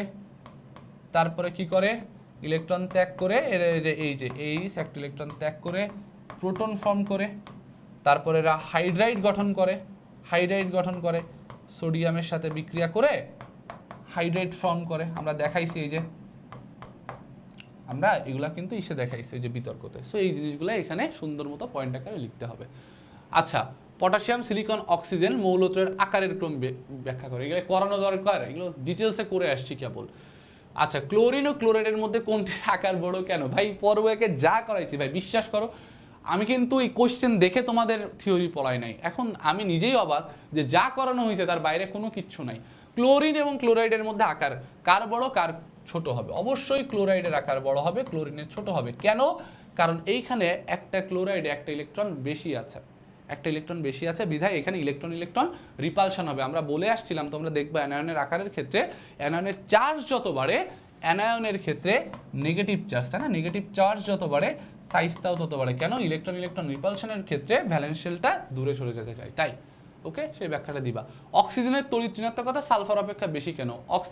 অক্সিজেন আর সালফার, অক্সিজেন সালফার একই গ্রুপের উপর থেকে নিচে গেলে তড়িৎ ঋণাত্মকতা কি হয়? কমতে থাকে। তাহলে অক্সিজেনটা গ্রুপের উপরে আসে, তাই তড়িৎ ঋণাত্মকতা বেশি হবে। কেন? উপরে যেহেতু আসে, তার মানে সেইখানে তোমার শিল্ডিং ইফেক্টটা কম এবং সেইখানে কার্যকরী নিউক্লিয় চার্জটা বেশি। অর্থাৎ কোনো একটা যৌগ ফর্ম করলে ভ্যালেন্স শেলের ইলেকট্রনের প্রতি অধিকারটা কার বেশি থাকবে? অক্সিজেন বেশি জোরে টানতে পারবে, তাই অবশ্যই অক্সিজেনের তড়িৎ ঋণাত্মকতা বেশি। আমি আবারও বলতেছি, একটা কথাই ক্লাসে আমি বারবার বলতেছি, পর্ব একটা না করলে কিন্তু এক্সপ্লেনেশন পারবা না। এই সিকিউ সলভ ক্লাসটা আমি তোমাদের পয়েন্টটা ধরাই দিচ্ছি, বাট ডিটেলস এক্সপ্লেনেশন বা বেসিকটা শিখবা ওইখান থেকে। এটা কিন্তু সিকিউ সলভ মানে জাস্ট এক ক্লাসে CQ solve, type wise solve, এই টাইপের আমি কিন্তু ক্লিকবেট দিই নাই। হ্যাঁ, এটা পর্ব একেরই একটা পার্ট যেটা কাট করে এখানে করা হয়েছে। সো এক না দেখলে এটা পারবা না, দুইটা কিন্তু রিলেটেবল ভিডিও, ঠিক আছে। সোডিয়াম ও ম্যাগনেসিয়ামের আবার তড়িৎ ঋণাত্মকতার মান কার বেশি? আয়নীকরণ শক্তি বলতে কি বুঝো? সো আমরা জানি ওই যে তোমার কোনো বিচ্ছিন্ন নিরপেক্ষ এবং গ্যাসীয় অবস্থায় কোনো এক মোল পরমাণু থেকে এক মোল ইলেকট্রন সরিয়ে এক মোল ধনাত্মক আয়নে পরিণত করতে যে পরিমাণ শক্তি দেওয়া লাগে সেটাই হচ্ছে আয়নীকরণ শক্তি। ডিটেলসে শিখাইছিলাম প্রথম আয়নীকরণ শক্তি, দ্বিতীয় আয়নীকরণ শক্তি, যেহেতু 2 মার্ক। সো প্রথম আয়নীকরণ শক্তিও ব্যাখ্যা দিবা, দ্বিতীয় আয়নীকরণ শক্তিও দিবা এবং একটা রিয়াকশন লিখে দিবা, ঠিক আছে। ধাতব ধর্মটা কেবল পড়ানো, কি বোঝায় আমরা জানি। মৃৎখাত ধাতুর দুইটা বৈশিষ্ট্য, খুবই সহজ। কি বৈশিষ্ট্য? একটা বৈশিষ্ট্য তুমি এখানে লিখতে পারো যে এদের হচ্ছে মাটিতে পাওয়া যায়, হ্যাঁ, মাটিতে পাওয়া যায়। তারপর আরো একটা আছে, এদের ভ্যালেন্সের ইলেকট্রন বিন্যাসটা কেমন হয় আমরা দেখছি, NS2। আরো লেখো, এরা দুইটা ইলেকট্রন ত্যাগ করে, হ্যাঁ, এইগুলাই কিন্তু লিখে দিবা, ঠিক আছে। স্ক্যান্ডিয়াম ও জিঙ্ক অবস্থানের মতো মূল্য না কেন? সেম, স্ক্যান্ডিয়ামের ক্ষেত্রে স্ক্যান্ডিয়ামের সুস্থিত আয়ন হচ্ছে স্ক্যান্ডিয়াম 3+, ইলেকট্রন বিন্যাস করে দেখবা এটা হয় 3d0। আর জিঙ্কের ক্ষেত্রে এটা হচ্ছে জিঙ্ক 2+, এদের ক্ষেত্রে তোমার হচ্ছে 3d10 হয়। সো এরা অবস্থান্তর মৌল হবে না। এখানে ডি অরবিটাল ভ্যাকেন্ট, এটা ডি অরবিটাল ফিল আপ। ওকে, আয়রনকে অবস্থান্তর মৌল বলা হয় কেন? সেম ভাবে আয়রনের তুমি দুইটা জারণ মান দেখবা, আয়রন 2+ আয়রন 3+, যেটা দিয়ে মন চাই ব্যাখ্যা দিয়ে দিবা। নিয়নকে কেন নিষ্ক্রিয় গ্যাস বলা হয়? কেন? কারণ নিয়নের ইলেকট্রন বিন্যাস করে দেখো, নিয়নের ইলেকট্রন বিন্যাস করে যদি দেখি 2 8, আর অরবিটাল দিয়ে যদি করো 1s2 2s2 2p কত 4 6 10 2p6, অর্থাৎ নিয়ন হচ্ছে অষ্টক তত্ত্ব মেনে চলতেছে, তার ভ্যালেন্স শেলে 8টা ইলেকট্রন আছে এবং পাশাপাশি পূর্ণ অর্ধপূর্ণ নীতি যদি দেখতে চাই তাহলে এস এবং পি, ভ্যালেন্স শেলের এস এবং পি এরা ফিল আপ অবস্থায় আছে, এই জন্য এরা সহজে ইলেকট্রন ত্যাগ করতে চায় না, তাই তাহলে তারা নিষ্ক্রিয় গ্যাস হিসেবে কাজ করে, ইলেকট্রন গ্রহণও করবে না, ত্যাগও করবে না। ধাতুগুলো যোজনী এক কেন? পর্ব একে এত ভালো করে করাইছে, এখন আর দেখানোর দরকার আছে? ওকে, এখন তাহলে আমরা চলো বহু নির্বাচনী কোশ্চেন, আমাদের যে এমসিকিউ কোশ্চেনগুলো আছে এমসিকিউ কোশ্চেনটা আমরা সলভ করে ফেলি। Let's start. আচ্ছা, ফার্স্ট অফ অল আমরা এখন যেটা দেখব, কোনটি অ্যান্টিমনির ল্যাটিন নাম? তো খুবই সহজ একটা কোশ্চেন। অ্যান্টিমনি বলতে আমরা কোনটাকে বুঝি? এসবি, তাই না? এটা ল্যাটিন নাম কি? স্টেবিয়াম। তো এটা অ্যান্সারটা, কারেক্ট অ্যান্সার হবে অপশন সি। আচ্ছা, তো পরেরটাতে চলে যাই। X26 মৌলটি, তো X26 মৌল কোনটা বলো তো? 26 মানে হচ্ছে তোমার হচ্ছে আয়রন, তাই না? তো প্রথমে কি বলেছে এখানে X প্রতীকী অর্থে ব্যবহৃত, এটা তো খুবই সহজ। রঙিন যৌগ গঠন করে। ওকে, একটু তোমাদের আইডিয়া দিয়ে রাখি, সেটা হচ্ছে যতগুলো অবস্থানান্তর মৌল রয়েছে, অবস্থানান্তর মৌলের কিছু স্পেশাল বৈশিষ্ট্য আছে, ঠিক আছে? সেই বৈশিষ্ট্যগুলো কি আমরা একটু দেখি। অবস্থানান্তর মৌল এর বৈশিষ্ট্যগুলো কি কি? ফার্স্ট অফ অল প্রথম যে বৈশিষ্ট্য আছে সেটা হচ্ছে জটিল যৌগ গঠন। আচ্ছা, জটিল যৌগ কি জিনিস এটা তোমাদের এখন জানার কোনো দরকার নাই, জাস্ট এটা মাথায় রাখবা, বহুপদীতে আসতে পারে। জটিল যৌগ গঠন করে।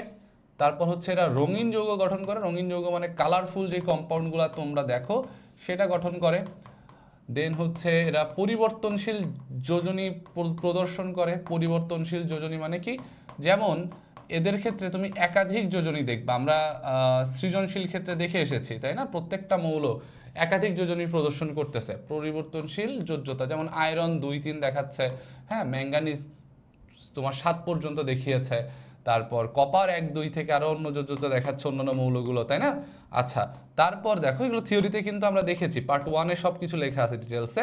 পরিবর্তনশীল জারণমান প্রদর্শন করে একই, যেমন আয়রন +2 +3 দেখাচ্ছে, কপার +1 +2 দেখাচ্ছে, মানে সিঙ্গেল দেখাচ্ছে না। অবস্থানান্তর মৌলগুলো এই বিশেষ ধরনের যে বৈশিষ্ট্যগুলো রয়েছে এই বৈশিষ্ট্যগুলো প্রদর্শন করে। এছাড়াও আরও একটা তোমার বৈশিষ্ট্য আছে, সেটা হচ্ছে এরা প্রভাবক হিসেবে কাজ করে, খুব ইম্পর্টেন্ট। এগুলা কিন্তু আমাদের বহুপদীতে আসে, মাথায় রাখবা, এরা প্রভাবক হিসেবে কাজ করে। যেমন আমরা আয়রন চূর্ণ ইউজ করি, ঠিক আছে? তারপর তোমরা যারা চ্যাপ্টার 11 অর্গানিক পড়েছো দেখছিলাম না যে নিকেল আমরা ইউজ করছিলাম তোমার যখন অ্যালকিন থেকে অ্যালকাইন থেকে যখন অ্যালকিন বানিয়েছি, বা অ্যালকিন থেকে অ্যালকেন বানিয়েছি, হাইড্রোজেন অ্যাড করেছি, তখন কি করছিলাম? নিকেল চূর্ণ অ্যাড করছিলাম, তাই না? সো এগুলো কিন্তু সবই অবস্থানান্তর বৈশিষ্ট্য। প্রথমটা বলেছে রঙিন যৌগ গঠন করে, ঠিক আছে। তারপরেরটা বলেছে ধাতব হ্যালাইড গঠন করে। হ্যাঁ, ধাতব হ্যালাইড গঠন করে কেমন? তোমার হচ্ছে আয়রন হচ্ছে ফেরাস ক্লোরাইড গঠন করে, আবার হচ্ছে ফেরিক ক্লোরাইড গঠন করে, এগুলো সবগুলো তো ধাতব হ্যালাইড, তাই তো? ওকে, তারপর 6 নং গ্রুপে অবস্থিত। দেখো তোমাদের আরেকটা শর্টকাট টেকনিক শিখিয়ে দিই। শর্টকাট টেকনিকটা কি? সেটা হচ্ছে তোমার যারা অবস্থানান্তর মৌল বা ডি ব্লক মৌল, আরো ক্লিয়ারলি বলি, ডি ব্লক মৌলের ক্ষেত্রে যাদের ক্ষেত্রে পারমাণবিক সংখ্যা 21 থেকে 29, ঠিক আছে? যাদের ক্ষেত্রে জেড এর ভ্যালু 21 থেকে 29, তাদের ক্ষেত্রে আমরা একটা শর্টকাট অ্যাপ্লাই করতে পারি। শর্টকাট কিসের জন্য? গ্রুপ নির্ণয়ের। শর্টকাট অ্যাপ্লাই করতে পারি গ্রুপ নির্ণয়ের জন্য, ঠিক আছে? গ্রুপ নির্ণয়ের জন্য, গ্রুপ নির্ণয় শর্টকাট অ্যাপ্লাই করব গ্রুপ নির্ণয়ের জন্য। কি কি?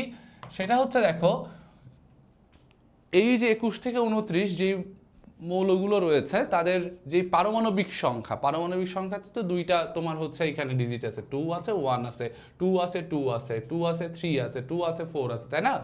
তো মনে করো যে কোনো দুইটা ডিজিট দিয়ে তোমার হচ্ছে একটা পারমাণবিক সংখ্যা হচ্ছে, তো সেই পারমাণবিক সংখ্যাটাকে আমরা জেনারেলি প্রকাশ করলাম হচ্ছে এক্স আর ওয়াই দিয়ে, বুঝছো? তাহলে গ্রুপটা কি হবে বলো তো? গ্রুপটা হবে যেই দুইটা ডিজিট নিয়ে এই সংখ্যাটা তৈরি হচ্ছে সেই দুইটা ডিজিটের সামেশন, মানে যোগফল এক্স প্লাস ওয়াই। খুবই সহজ। তাহলে মনে করো তোমাকে যদি আমি বলি স্ক্যান্ডিয়ামের পারমাণবিক সংখ্যা কত? স্ক্যান্ডিয়ামের পারমাণবিক সংখ্যা কিন্তু 21, তাহলে এদের গ্রুপটা কত হবে বলো তো? 2 + 1 3। সেমভাবে আয়রনের কত হয় বলো তো? 26 পারমাণবিক সংখ্যা, তাহলে এর গ্রুপটা কত হবে? 2 + 6 8। সো ইজিলি এইটা দিয়ে কিন্তু আমরা এই পারমাণবিক সংখ্যা যে দুইটা ডিজিট নিয়ে গঠিত, এই দুইটা ডিজিট তুমি যোগ করলে কি পেয়ে যাবা, গ্রুপ নাম্বারটা পেয়ে যাবা, ইজিলি পেয়ে যাবা। এটা 21 থেকে 29 নাম্বার পর্যন্ত যে মৌলগুলো রয়েছে সেইগুলোর ক্ষেত্রে প্রযোজ্য। তাহলে এদের ক্ষেত্রে আমার এমসিকিউতে গ্রুপ নাম্বার বের করাও লাগবে না। তাহলে 6 নাম্বার গ্রুপে অবস্থিত। ওকে, এটা কি ঠিক আছে? 6 আর 2 8 হওয়ার কথা না, তার মানে এটা ঠিক নেই। কারেক্ট অ্যান্সার কি হবে? 1 আর 2 হবে। বুঝতে পেরেছো? তো চলো তোমাদের যদি একটু এটাকে চেক করানো দরকার আছে পর্যায় সারণী দিয়ে, চেক করানোর দরকার নেই, এমনিই পারবা, দেখছো। ওকে, তাহলে পরেরটাতে চলে যাই। এই দেখো 1 আর 2 আছে। নিচের কোনটি অবস্থানান্তর মৌল? খুবই খুবই খুবই খুবই ইম্পর্টেন্ট কোশ্চেন। এবং তোমাদের আমি বলেছিলাম যে স্ক্যান্ডিয়াম আর জিঙ্ক বাদে, স্ক্যান্ডিয়াম আর জিঙ্ক বাদে বাকি যারা আছে, ঠিক আছে, 21 থেকে 30 পর্যন্ত এই মৌলগুলোর মধ্যে স্ক্যান্ডিয়াম আর জিঙ্ক যারা আছে প্রত্যেকেই কি হবে, তোমার হচ্ছে অবস্থানান্তর মৌল হবে। ঠিক আছে না? তো দেখো এখানে আয়রন চলে আসে, সিজিয়াম, বেরিলিয়াম, তারপর হচ্ছে তোমার লিথিয়াম, এরা কি হবে? এরা হবে না। কেন হবে না? কারণ অবস্থানান্তর মৌল হতে গেলে মাসটার কি হওয়া লাগবে? ডি ব্লক মৌল হইতে হবে। তো সিজিয়াম কি? সিজিয়াম এস ব্লক মৌল। বেরিলিয়াম কি? বেরিলিয়াম তোমার হচ্ছে এটাও এস ব্লক মৌল, বেরিলিয়ামও এস ব্লক মৌল। লিথিয়াম কি? এটাও এস ব্লক মৌল। তাহলে এইগুলো কিন্তু হবে না। একমাত্র ফেরামি এখানে দেখতেছি আয়রন ডি ব্লক মৌল। সো অবশ্যই আমরা জানি অবস্থানান্তর মৌল হতে গেলে সেটাকে ডি ব্লক মৌল হতে হবে। ঠিক আছে ভাইয়া? ওকে, পরেরটা দেখ। ভাইয়া দেখো কি বলছে, অ্যাক্টিনাইড সারির মৌলগুলো কোন পর্যায়ে অবস্থিত? এটা একেবারে বেসিক একটা জ্ঞানমূলক কোশ্চেন। আমরা জানি অ্যাক্টিনাইড সারির যে মৌলগুলো রয়েছে, অ্যাক্টিনাইড সারির মৌলগুলো হচ্ছে তোমার কত নম্বর বলো? অ্যাক্টিনাইডটা হচ্ছে 7 নম্বর পর্যায়ে, 7ম পর্যায়ের। আর ল্যান্থানাইড যারা আছে, ল্যান্থানাইড সিরিজের যারা আছে, ল্যান্থানাইড সিরিজের এরা সবাই কিন্তু কোন পর্যায়ে বলো তো? এরা সবাই কিন্তু তোমার হচ্ছে 6ষ্ঠ পর্যায়ের, বুঝছো? এবং বাট এদের সবার গ্রুপ কত মনে আছে? এদের সবার গ্রুপ ছিল কিন্তু গ্রুপ নাম্বার 3। ঠিক আছে?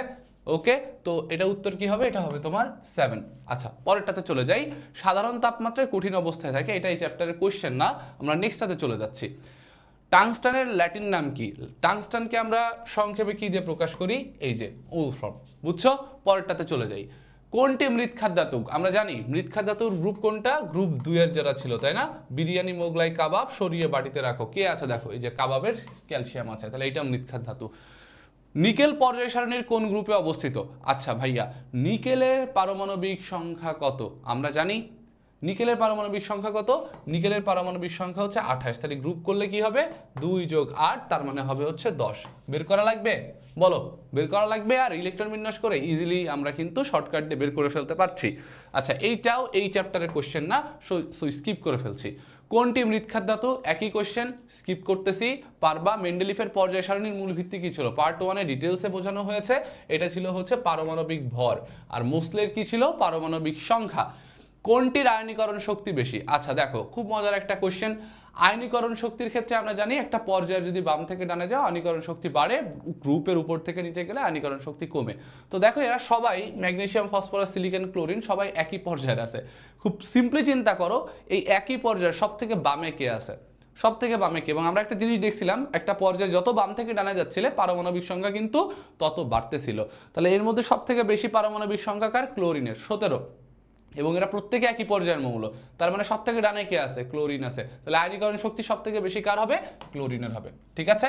ওকে, পরেরটাতে চলে যাই। মৃৎখাত ধাতু কোনটা? Same question. ওই যে উত্তর কি হবে বলো তো? বিরিয়ানি, মোগলাই, কাবাব, সরিয়ে বাটিতে রাখো। স্ট্রনশিয়াম হবে।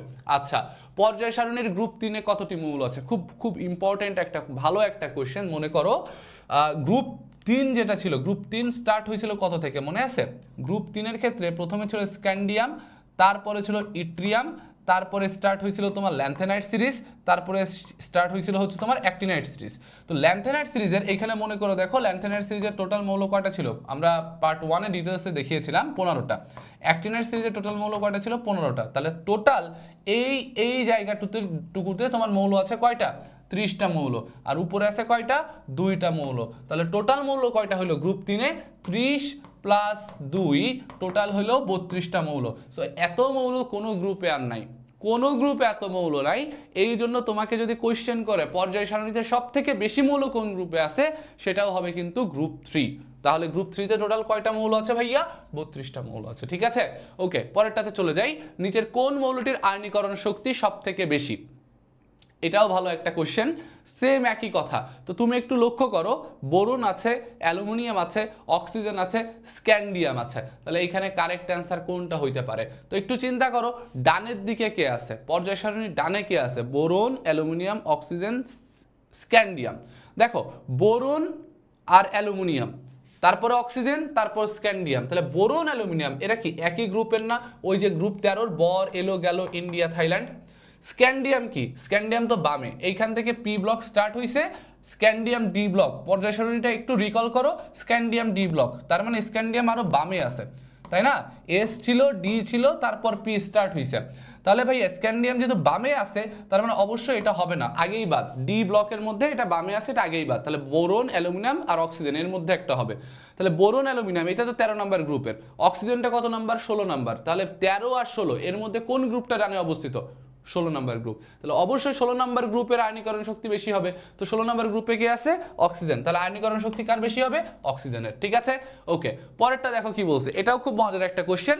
ইলেকট্রনাশক্তি মানের ক্ষেত্রে কোন ক্রমটি সঠিক? সেম জিনিস, বাম থেকে ডানে গেলে ইলেকট্রনাশক্তি বাড়ে, উপর থেকে নিচে গেলে ইলেকট্রনাশক্তি কমে।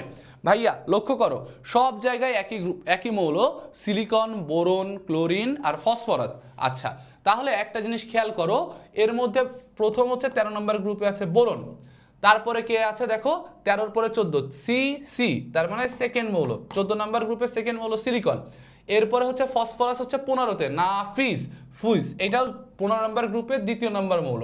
এরপরে ফ্লু ক্লু, এটা হচ্ছে 17 নম্বর গ্রুপের দ্বিতীয় নম্বর মৌল। তাহলে আমরা জানি পর্যায় সারণীর বাম থেকে ডানে গেলে কি হয়? বাম থেকে ডানে গেলে ইলেকট্রনাশক্তি বাড়ে। তার মানে ভাইয়া এখন তুমি চিন্তা করো তো, এদের মধ্যে সব থেকে বেশি ইলেকট্রনাশক্তি কার হবে? অবশ্যই ডানে, যেহেতু ক্লোরিন আছে এবং আমরা জানি ফ্লোরিন থেকেও ক্লোরিন ইলেকট্রনাশক্তি বেশি, তার মানে ভাইয়া ক্লোরিনের কি হবে? ক্লোরিনের ইলেকট্রনাশক্তি সব থেকে বেশি হবে এদের মধ্যে।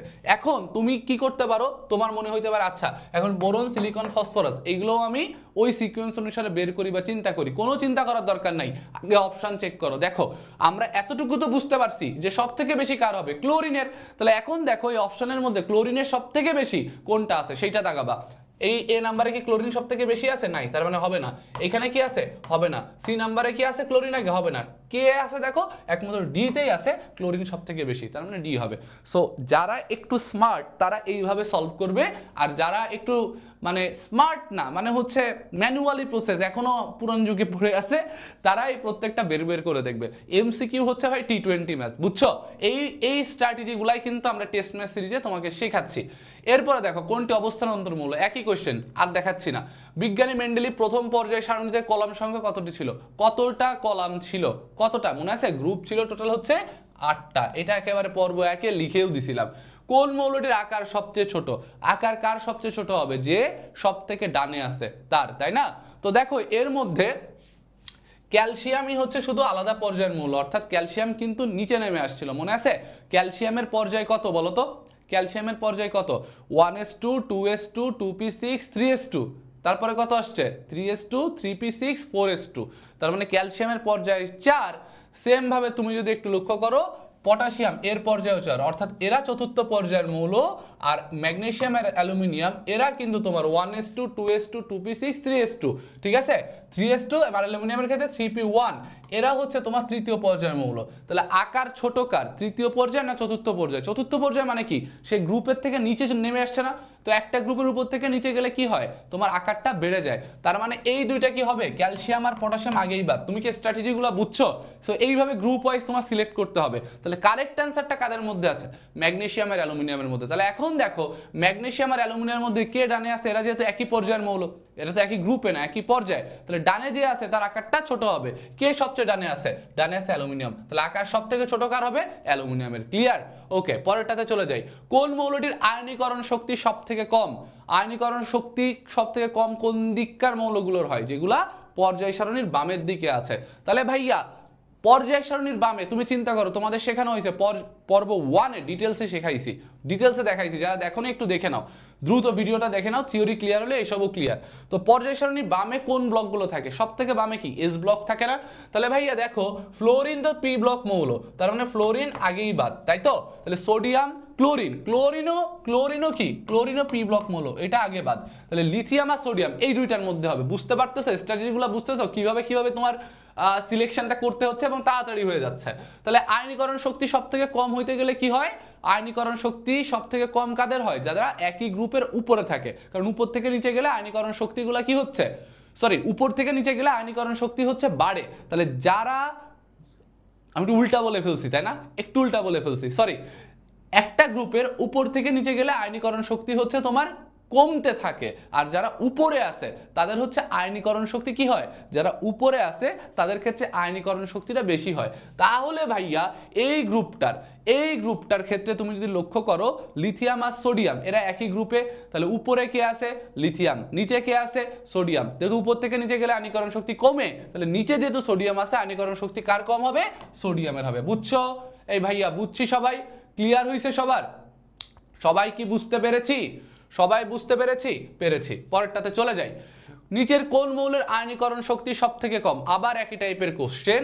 আয়নীকরণ শক্তি সব থেকে কম হবে কাদের, যারা বাম দিকে আছে তাদের কম হবে। তো ফ্লোরিন আর্গন দুইটাই পি ব্লক, তো এরা ডানে আছে, আগেই বাদ।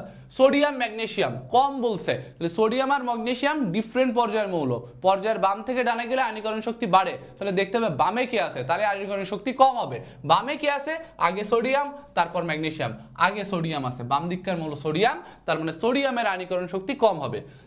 দেখো এখানে কি বলছে, মুদ্রা ধাতুর অবস্থান কত নম্বর গ্রুপে, তো আমরা জানি 11 নম্বর যে গ্রুপটা আছে সেটা কিন্তু মুদ্রা ধাতুর গ্রুপ। বাট 11 নম্বর গ্রুপে টোটাল কয়টা মৌল আছে, 4টা মৌল আছে। 4টা মৌলই কি মুদ্রা ধাতু না, থিওরি পড়ানোর সময় ডিটেলসে বোঝানো হয়েছিল মুদ্রা ধাতু আছে কিন্তু 3টা, কি কি, কপার, দেন সিলভার, দেন হচ্ছে অরাম বা হচ্ছে সোনা।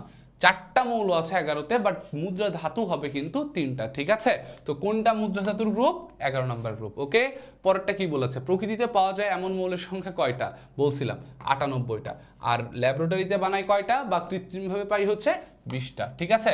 চলো পরেরটা কি বলছে, নিচের কোন মৌলের ধাতব বৈশিষ্ট্য সর্বাধিক, তো আমরা জানি ভাইয়া আজকের ক্লাসটাতেই দেখছি যে একটা পর্যায়ের তুমি যদি বাম থেকে ডানে যাও তাহলে ধাতব ধর্মটা কমে যায়, আর একটা গ্রুপের উপর থেকে নিচে যদি যাও তাহলে ধাতব ধর্মটা বৃদ্ধি পায়। তাহলে এখন ওই কনসেপ্টটা একটু কাজে লাগাও, এরা প্রত্যেকেই দেখো একই পর্যায়ের মৌল, ধাতব বৈশিষ্ট্য সর্বাধিক, তার মানে তোমার দেখতে হবে কোনটা এই পর্যায়ে সব থেকে বামে আছে। তো সব থেকে বামে কে থাকবে, যার পারমাণবিক সংখ্যা সব থেকে কম, কারণ বাম থেকে ডানে গেলে পারমাণবিক সংখ্যা বাড়তে থাকে। তো বামে পারমাণবিক সংখ্যা সব থেকে কম, তো বামে কে আছে, ম্যাগনেসিয়াম, তাহলে ধাতব ধর্ম সব থেকে বেশি কার হবে, ম্যাগনেসিয়ামের।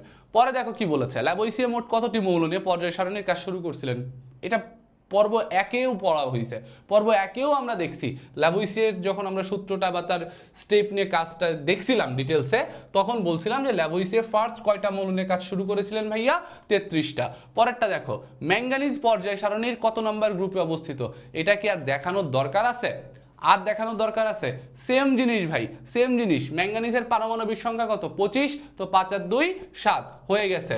এরপরে কি বলেছে দেখো, কোনটির ইলেকট্রন আসক্তি কম, ইলেকট্রন আসক্তি কম বলছে, তাহলে ইলেকট্রন আসক্তি কম কোথায় হয় ভাইয়া, পর্যায়ের যত বাম থেকে ডানে যায় ইলেকট্রন আসক্তি বাড়ে, বামের দিকে ইলেকট্রন আসক্তি কম।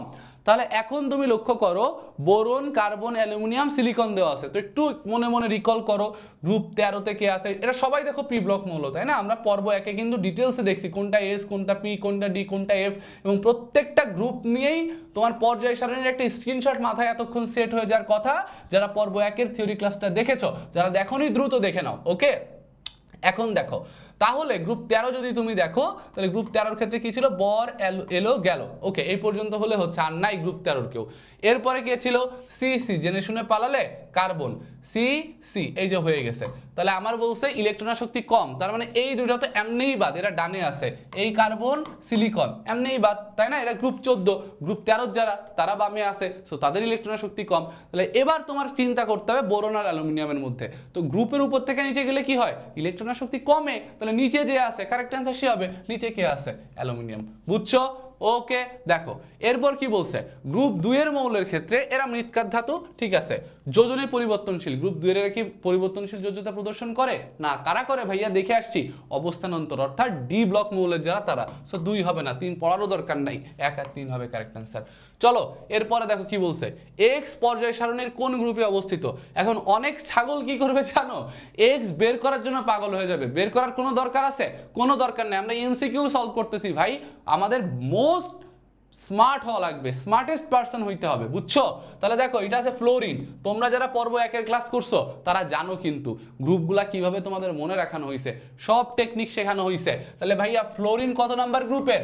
17 নাম্বার গ্রুপের। তাহলে ফ্লোরিন যদি 17 হয় তাহলে ওয়াই হবে 16, এক্স হবে 15। ইলেকট্রন বিন্যাসেরও দরকার না। অনেকে বলবে ভাই কেমনে বের করবো, এক্স মৌলের পারমাণবিক সংখ্যা, মৌলকে আইডেন্টিফাই করতে হবে, পারমাণবিক সংখ্যা বের করতে হবে, ইলেকট্রন বিন্যাস করতে হবে, তারপর তো আরে ছাগল কিচ্ছু দরকার নাই। ফ্লোরিন তো তুই জানোস, ফ্লোরিন 17 নম্বর গ্রুপের, তাহলে এটা 16, এক্স অবশ্যই 15 হবে। তাহলে কোন গ্রুপের ভাইয়া?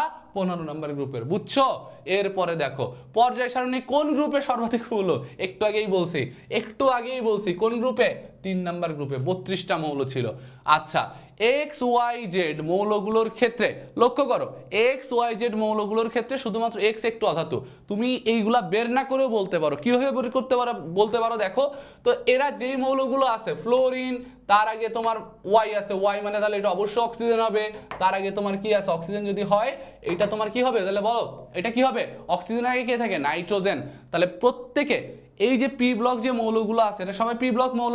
তো তোমরা জানো পর্যায় সারণীতে পি ব্লক যে মৌলগুলো আছে এরা কিন্তু সবাই তোমার মোস্ট অফ দেমই কি হয়? অধাতু হয়। তার মানে শুধুমাত্র এক্স কিন্তু অধাতু না। তোমাকে যদি বলতো শুধুমাত্র না দিয়ে যদি বলতো এক্স একটু অধাতু, তাহলে কিন্তু 1 নাম্বার অপশনটা কারেক্ট হইতো। বাট তোমাকে এখানে দেখছো ওয়ার্ডের মারে পাচ্ছি, বলছে শুধুমাত্র এক্স একটু অধাতু। তার মানে পি ব্লকের মধ্যে নাইট্রোজেন ছাড়া মানে এক্স ছাড়া সবাই ধাতু বা অপধাতু, শুধুমাত্র নাইট্রোজেনটা অধাতু। বাট এটা কি সত্য? সত্য না। তার মানে 1 নাম্বার হবে না, ভুল। আর কিছু দেখার দরকার নাই, হ্যাঁ 2 নাম্বার 3 নাম্বার চেক করার কোনো দরকার নাই। তাহলে কারেক্ট অ্যান্সার 2 আর 3 হবে। এরপরে কি বলছো, অবস্থানান্তর মৌল কোনটা? এর সলভ করার দরকার আছে, দেখেই বুঝতেছে আয়রন হবে। কানার ভাই অন্ধও পারে। কোনটির আয়নীকরণ শক্তি সব থেকে বেশি? কোনটার আয়নীকরণ শক্তি বেশি? এক্স ওয়াই জেড কে কিচ্ছু বের করার দরকার নেই, সিম্পলি দেখো পর্যায়ের বাম থেকে ডানে গেলে আয়নীকরণ শক্তি বাড়ে। তাহলে কার বেশি হবে? ডানে সব থেকে কে আছে? জেড। কারেক্ট অ্যান্সার কি? জেড হবে। বুঝছো? বুঝতে পারছো? ক্লিয়ার হইছে সবার? সবার ক্লিয়ার? তো পরেরটাতে চলে যাই। এরপরে দেখো কি বলছে, ওয়ার অক্সাইডটা, এটা ওই চ্যাপ্টারের কোশ্চেন না, সো স্কিপ করতেছি, বাদ। এরপরে কি বলছে, পর্যায় সারণীর ল্যান্থেনাইট সিরিজের মৌলগুলো কোন পর্যায় গ্রুপে? দেখে আসছি, একটু আগেই দেখছি। ল্যান্থেনাইট অ্যাক্টিনাইট সবাই গ্রুপ 3-এ, বাট ল্যান্থেনাইট হচ্ছে পর্যায় 6-এ, অ্যাক্টিনাইট হচ্ছে পর্যায় 7-এ। তো কারেক্ট কি হবে দেখো, 3 নাম্বার গ্রুপ 6 নাম্বার পর্যায় কই আছে? 3 নাম্বার গ্রুপ 6 নাম্বার পর্যায় বি। ওকে চলো, মুদ্রা ধাতু কয়টা বলছিলাম? 11 নাম্বার গ্রুপে 4টা মৌল আছে, বাট মুদ্রা ধাতু হবে কয়টা? 3টা। ওকে ওকে চলো, এরপরে কি বলছে দেখো, অবস্থানান্তর মৌলগুলো 3 নাম্বার গ্রুপ থেকে 12 নাম্বার গ্রুপ অবস্থিত। ওকে ঠিক আছে, প্রভাবক হিসেবে কাজ করে লিখে দিছি, ঠিক আছে, রঙিন যৌগ গঠন করে, ঠিক আছে, 1 2 3 তিনটাই কারেক্ট। দেখো তো আমাদের পড়ানোর বাইরে কিছু আছে নাকি? ওহো দেখছো, এই ভুল কিন্তু আমার মতো তোমরা কইরো না। এখানে কি আছে? রঙিন যৌগ গঠন করে না আছে, বাট রঙিন যৌগ তো গঠন করে। আরে বাবা রে, রঙিন যৌগ গঠন করে না আছে, রঙিন যৌগ গঠন করে। তাড়াহুড়োর দিক থেকে আমার মতোই ভুল কইরো না। সো কারেক্ট অ্যান্সার কোনটা হবে? 1 আর 2 সবকটা না, বুঝছো? ওকে চলো পরেরটাতে চলে যাই। পর্যায় সারণীর 5 নাম্বার গ্রুপের মৌলের সংখ্যা কয়টা? 5 নাম্বার গ্রুপে কারা ছিল? 3 থেকে 12 প্রত্যেকেই কি মনে আছে? 3 থেকে 12 সবাই হচ্ছে ডি ব্লক মৌল। এর মধ্যে শুধু 3 নাম্বার গ্রুপে মৌল আছে কয়টা? 32টা। বাদ বাকি সবগুলোতে পর্ব 1 দেখো তো, পর্ব 1 দেখো পর্যায় সারণী কিভাবে কাটাছেড়া করছিলাম। বাদ বাকি 4 থেকে 12 সবগুলোতে ওই ম্যাজিক নাম্বার করার সময় দেখানো হয়েছিল কয়টা কৌর মৌল আছে। 4 থেকে 12তে 4টা কৌর মৌল আছে। তাহলে 5 নাম্বার গ্রুপে কয়টা মৌল আছে ভাইয়া? 4টা মৌল আছে। চলো এরপরে দেখো নিচের কোনটি হ্যালোজেন? এই কোশ্চেন যদি না পারো কানের নিচে থাবড়ানো উচিত। কোনটা? ফ্লু, ক্লু, বরিশাল আইতে আছে স্ট্যাটিন। ওকে চলো, পর্যায় সারণীতে কোবাল্ট মৌলের অবস্থান কোথায়? সেম জিনিস, আর কতবার দেখাবো। কোবাল্টের পারমাণবিক সংখ্যা কত ভাইয়া? কত? কোবাল্টের পারমাণবিক সংখ্যা মনে আছে? কোবাল্টের পারমাণবিক সংখ্যা হচ্ছে 27। তাহলে 27 2 যোগ 7 যোগ করলে কত হয়? 9। তাহলে 9 নাম্বার গ্রুপ। দেখো তো 9 নাম্বার গ্রুপ কোনটাতে আছে নাকি? 2 2 7 9। তাহলে একটাতেই আছে গ্রুপ 9, পর্যায় কি চেক করার দরকার আছে? অনেক ছাগল পর্যায় চেক করবে, দরকার নাই, গ্রুপ বের করছো সহজে, আগে দেখো আর কোনোটা 9 নম্বর গ্রুপ আছে নাকি, যেহেতু নাই একটাই, যদি থাকতো তাহলে পর্যায় চেক করতে, এইখানে আমার পর্যায় চেক করার দরকার নাই। এইগুলাই এমসিকিউর স্ট্র্যাটেজি, বুঝছো? কোনটা মুদ্রা ধাতু নয়? কপার, সিলভার, গোল্ড, তিনটাই মুদ্রা ধাতু। এই যে রনজেন, মনে আছে? রনজেন এটাই শুধু মুদ্রা ধাতু হবে না। 11 নম্বরে যে চতুর্থ আরেকটা যে মৌল ছিল রনজেন, ওকে। আচ্ছা, ক্ষার ধাতু কোনটা? গ্রুপ 1 এর যারা সবাই ক্ষার ধাতু, একে কে আছে? এই যে 1 এর সিজিয়াম আছে, ঠিক আছে। চলো পরেরটাতে চলে যাই। এক্স ওয়াই জেড দিছে, এখানে এক্স ওয়াই জেড প্রতীক অর্থ জানি, এটা আমিও জানি তুমিও জানো। এরপরে কি বলছে? ড্যাশ পর্যায় সারণী কোন পর্যায়ের মৌল? কোনটা? আচ্ছা এখানে ঢেকে গেছে, এটা সলভ করা যাচ্ছে না। ওকে ওকে, পরেরটাতে চলে যাই, পরেরটাতে চলে যাই। এখানে এক্স ওয়াই জেড প্রতীক অর্থে বুঝছি এক্স মৌল, এক্স 11, তাহলে 11 যদি হয় এটা কি? সোডিয়াম, তাই না? এক্স মৌলটি জেড মৌল অপেক্ষা অধিক তড়িৎ ধনাত্মক, ওকে। জেড মৌলকে, জেড হচ্ছে 19, 19-এ কে আছে ভাইয়া? 19-এ কে আছে? 19-এ আছে পটাশিয়াম। তো একটা গ্রুপের উপর থেকে যদি নিচে যাও, একটা গ্রুপে যদি উপর থেকে নিচে যাও, তাহলে তড়িৎ ঋণাত্মকতা বাড়ে নাকি কমে? উপর থেকে নিচে গেলে তড়িৎ ঋণাত্মকতা কমে যায়, তাহলে উপরে যে আছে তার তড়িৎ ঋণাত্মকতা কি হবে? বেশি হবে, বুঝছো? তার মানে অবশ্যই সোডিয়ামের তড়িৎ ঋণাত্মকতা কি হবে? বেশি হবে, জেড মৌল অপেক্ষা অধিক তড়িৎ ঋণাত্মক, ঠিক আছে। সমযোজী অণু গঠন করে, সোডিয়াম তো ধাতু রে ভাই, এটা সমযোজী অণু গঠন করবে? করবে না তো আয়নিক। তাহলে আর 3 নাম্বার দেখার দরকার নাই, 1 আর 3, ওকে। চলো এরপরে কি বলছে? আয়নগুলোর আকারের সঠিক ক্রম, এটা এত সুন্দর করে বোঝানো হয়েছে পর্ব 1-এ। আমরা বলছিলাম লাস্টে যে ক্যাটায়নগুলোর ক্ষেত্রে যত যত চার্জ বাড়ে আকার তত কি হয়? যত চার্জ বাড়বে আকার তত ছোট হতে থাকবে। কেন? চার্জ বাড়ার অর্থ কি? চার্জ বাড়ার অর্থটা হচ্ছে সেখান থেকে ইলেকট্রন কমে যাচ্ছে, পজিটিভ চার্জ বাড়তেছে, অর্থাৎ ভ্যালেন্স শেলটা, ইলেকট্রনটা তোমার কিসের কাছাকাছি আসতে থাকবে? যোজ্যতা স্তরটা তোমার নিউক্লিয়াসের কাছাকাছি আসতে থাকবে। তো যত চার্জ বাড়বে, শর্টকাটটা কি বলছিলাম? ক্যাটায়নের ক্ষেত্রে যত পজিটিভ চার্জ বাড়বে সাইজ তত ছোট হতে থাকবে, ওকে। তার মানে এখানে সব থেকে বড় হবে সোডিয়াম প্লাস, তারপর ম্যাগনেসিয়াম 2+, তারপর অ্যালুমিনিয়াম 3+, কই দেখো, ঠিক আছে, ডি, ঠিক আছে। সো এর এক্সপ্লেনেশন সবকিছু আমি কিন্তু আবারও বলতেছি ভাই, আবারও বলতেছি, তুমি যদি মনে করো ভাই কেন এখানে এক্সপ্লেনেশন দিচ্ছে না ডিটেলসে, আমি এখানে শর্টকাট দেখা যাচ্ছি কেন? কারণ ডিটেলস এক্সপ্লেনেশন এইখানে এমন কোনো থিওরি নাই, বা এমসিকিউ সিকিউতে এমন কোনো থিওরি নাই যে আমরা ওইখানে আলোচনা করি নাই, সব কিছু ডিটেলস আলোচনা করা হয়েছে পর্ব 1-এ। সো ওই জন্য এখানে কিন্তু আমরা ডিটেলস আলোচনা করতেছি না। এইটা পর্ব 1-এরই একটা পার্ট, জাস্ট লেন্দি হয়ে যাওয়ার কারণে আমরা পর্ব 2টা আলাদাভাবে আপলোড করতেছি। সো পর্ব 1-এ সব ব্যাখ্যা দেওয়া রয়েছে, যারা দেখোনি একটু দেখে আসো, এটাতে আমরা শর্টকাট দিয়েই ভিডিওটা আমরা এটা কিন্তু তোমার এমসিকিউ সিকিউ সলভ দেখাচ্ছি, বুঝছো? পর্ব 1-এরই এটা একটা পার্ট। এরপরে দেখো কি বলছে, কোনটি রঙিন যৌগ গঠন করে? অবশ্যই যেটা অবস্থানান্তর মৌল, তাহলে অবস্থানান্তর মৌলের মধ্যে কোনটা ডি ব্লক আছে? দেখো ম্যাঙ্গানিজ, সো এটা হবে কারেক্ট আনসার। এরপরে কি বলছে দেখো, সোডিয়ামের সাথে কোন মৌলটি ধর্মের মিল বেশি? অবশ্যই সোডিয়ামের সাথে, যেটা সোডিয়াম গ্রুপের অর্থাৎ গ্রুপ 1-এ যারা আছে তারই ধর্মের মিল হবে। গ্রুপ 1-এর কে আছে? পটাশিয়াম আছে, সো বি হবে। এরপরে বলছে কি, কোনটা ক্ষার ধাতু? গ্রুপ 1-এর কে আছে? পটাশিয়াম আছে, সো এটা ক্ষার ধাতু, ওকে। ফ্লোরিন সর্বাধিক তড়িৎ ঋণাত্মক মৌল, বলছিলাম পর্যায় সারণী সব থেকে বেশি 3টা তড়িৎ ঋণাত্মক মৌল বা অধিক তড়িৎ ঋণাত্মক মৌল হচ্ছে, আমরা মনে রাখি কি দিয়ে? ফোন দিয়ে মনে রাখবো, ফোন কল করে না, ফোন। ফ্লোরিনের তড়িৎ ঋণাত্মকতা কত? 4, অক্সিজেনের কত? 3.5, নাইট্রোজেনের কত? 3, এটা মনে রাখবা কিন্তু, এটা হচ্ছে অধিক তড়িৎ ঋণাত্মক মৌল।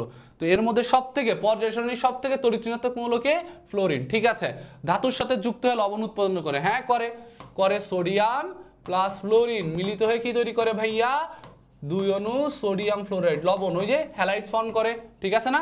আচ্ছা ঠিক আছে, এরা দ্বিপরমাণুক অণু, হ্যাঁ ঠিকই আছে। দ্বিপরমাণু অণু কারা?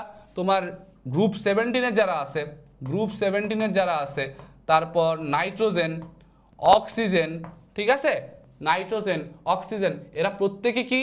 এরা প্রত্যেকে হচ্ছে তোমার দ্বিপরমাণুক মানে কি ভাইয়া? দ্বিপরমাণুক মানে হচ্ছে এরা সিঙ্গেল থাকে না, এরা সবসময় মিঙ্গেল থাকে, যেমন এই দেখে 2 আকারে থাকে, বুঝছো? প্রকৃতিতে এদের তোমার ডাবল আকারে পাওয়া যায়, এরা হচ্ছে ডায়াটমিক মলিকিউল, তার মানে তিনটাই কারেক্ট, ঠিক আছে, ওকে। ল্যান্থেনাইট শ্রেণীর মৌল কয়টা? একটু আগেই বলছি, ল্যান্থেনাইট 15টা, অ্যাক্টিনাইট 15টা, সো সি 15টা হবে।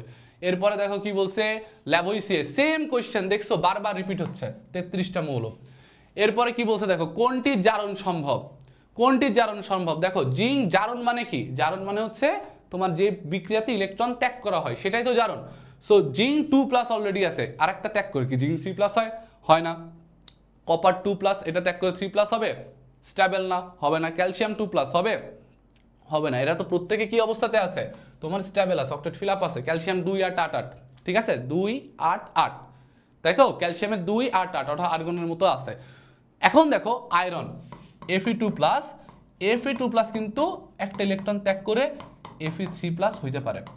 আবার Fe2+, Fe2+ একটা ইলেকট্রন গ্রহণ করে Fe হইতে পারে। অর্থাৎ যখন সে একটা ইলেকট্রন ছাড়তেছে সেইটাতে হচ্ছে জারণ, যখন গ্রহণ করতেছে এটাতে হয়ে যাচ্ছে বিজারণ। তার মানে Fe2+ এমন একটা মৌল যেটার তোমার জারণও হয় বিজারণও হয়, অর্থাৎ এটা জারক এবং বিজারক উভয় হিসেবে কাজ করে। তাহলে জারণ সম্ভব কোনটার?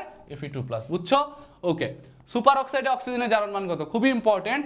সুপার অক্সাইড যদি হয়, সুপার অক্সাইডের ক্ষেত্রে অক্সিজেনের জারণ মান হচ্ছে কত বলো তো? সুপার অক্সাইডের ক্ষেত্রে অক্সিজেনের জারণ মান হচ্ছে -1। পার অক্সাইডের ক্ষেত্রে কত? পার অক্সাইডের ক্ষেত্রে হচ্ছে তোমার -1। আর জেনারেল যে অক্সাইড, জেনারেল অক্সাইডের ক্ষেত্রে হচ্ছে -2। এটা মনে রাখো। তাহলে সুপার বলছে, সুপার মিন্স কত হবে? -1/2 হবে। ওকে, চলো পরেরটাতে চলে যাই। সংশ্লেষণ বিক্রিয়া কোনটা, যেখানে তোমার দুইটা সিম্পলি পরমাণু অ্যাড হয়ে একটা যৌগ তৈরি করে, সেটাই তো সংশ্লেষণ বিক্রিয়া। এই যে এইটা, বুঝতে পেরেছো? এইটা সংশ্লেষণ নেই, তাহলে কি হবে? দুইটা সিম্পলি পরমাণু মানে দুইটা অণু, কোনো যৌগ না, এরা পরস্পরের সাথে যুক্ত হয়ে কি তৈরি করবে? একটা নতুন যৌগ ফর্ম করবে। আচ্ছা, পর্যায় সারণী কোন গ্রুপে মুদ্রা ধাতু তৈরি হয়? এটা 11 নম্বর, এটা পারি। সেম কোশ্চেন, আয়নীকরণ শক্তি, পারমাণবিক ব্যাসার্ধ, তড়িৎচিহ্নতা কত? আর দেখানো লাগবে? আর দেখানো লাগবে বলে মনে হয় না, ঠিক আছে। সো আমরা 25 সালের কোশ্চেন, 26 সালের কোশ্চেন সবগুলা তোমাদের দেখাই দিছি, যতগুলো আছে। দেখো পর্ব 1 যারা যারা দেখছো তারা একটু মিলাই নাও তো, কোন টপিকটা আমরা এখানে পড়াই নেই? সব পড়াইছি, সিকিউ এমসিকিউ ইন ডিটেলসে পড়ানো হয়েছে, বরং আরো বেশি পড়াইছি, কারণ আমাদের কোশ্চেন প্যাটার্ন চেঞ্জ হচ্ছে। সো যারা দেখোনি রিকোয়েস্ট করতেছি, ভাই দেখে নাও। তোমরা অনেকে বিরক্ত হইতে পারো, বারবার কেন পর্ব 1-এর কথা বলতেছো? ভাই ভাই আপনি কেন বারবার পর্ব 1-এর কথা বলতেছেন, তাই না? তো যারা দেখোনি তারা বুঝবা না যে কেন বলতেছি। সো একটু দেখলেই বুঝতে পারবা। অ্যান্ড এটা কিন্তু দুইটা রিলেটেবল, বুঝছো? বুঝতে পারছো? এখন চলো আমরা চলে যাই হচ্ছে একটু বোর্ড কোয়েশ্চেন। তো 25 সালের সব দেখছি, 26 সালের সব দেখছি। এখন বাদ বাকি যেগুলো আছে আমরা এগুলা তোমাদের প্র্যাকটিস শিট হিসেবে দিয়েছি, বুঝছো? প্র্যাকটিস শিট হিসেবে প্রোভাইড করছি, প্র্যাকটিস করে ফেলবা। আমরা এখন কিছু প্রমিনেন্ট স্কুলের কোয়েশ্চেন সলভ করব, দেখি আমরা স্কুলের কোয়েশ্চেন পারি কিনা। কিছু স্কুলের কোয়েশ্চেন দেখি। স্কুলের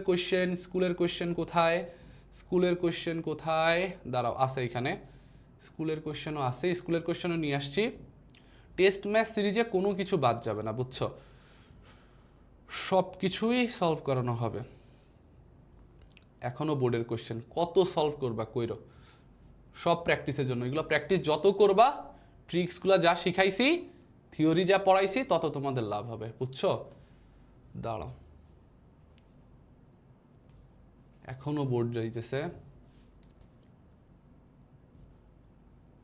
কই রে বাবা?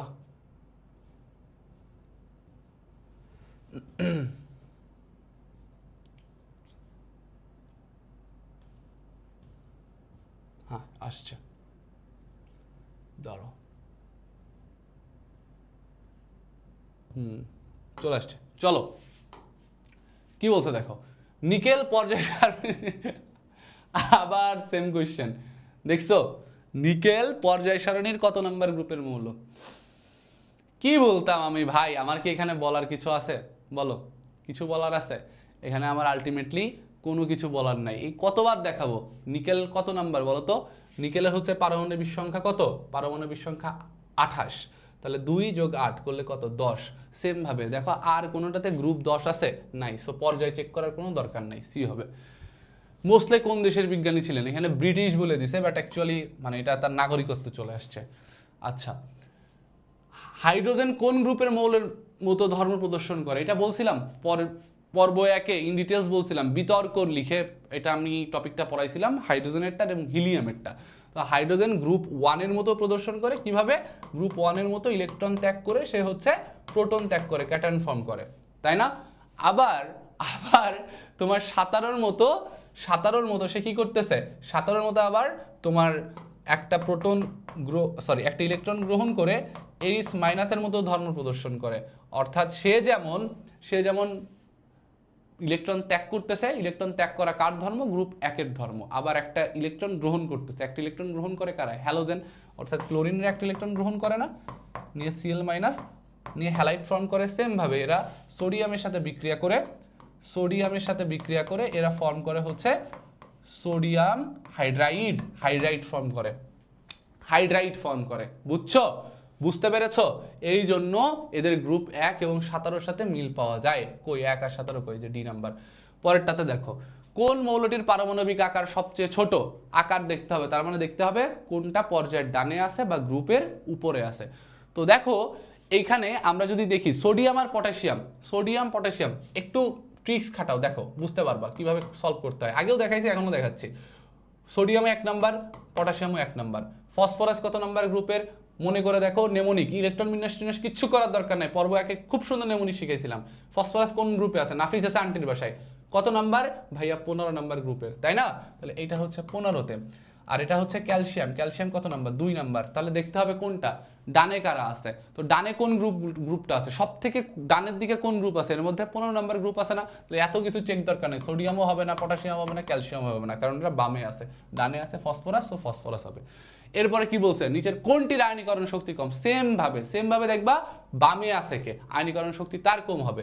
তাহলে পটাশিয়াম 1 নাম্বার গ্রুপের, সিজিয়াম 1 নাম্বার গ্রুপের, বেরিলিয়াম, ক্যালসিয়াম দুইটাই 2 নাম্বার। তো এটা বাদ, আয়নীকরণ শক্তি কম, বামে দেখতে হবে। এবং তাহলে যেহেতু এবার বাম চেক করতেছো, পটাশিয়াম সিজিয়াম একই গ্রুপের, তাহলে এখন দেখো গ্রুপের উপর থেকে নিচে গেলে আয়নীকরণ শক্তি কমে, নিচে যে আছে তার আয়নীকরণ শক্তি কম হবে। নিচে কি আছে, সিজিয়াম।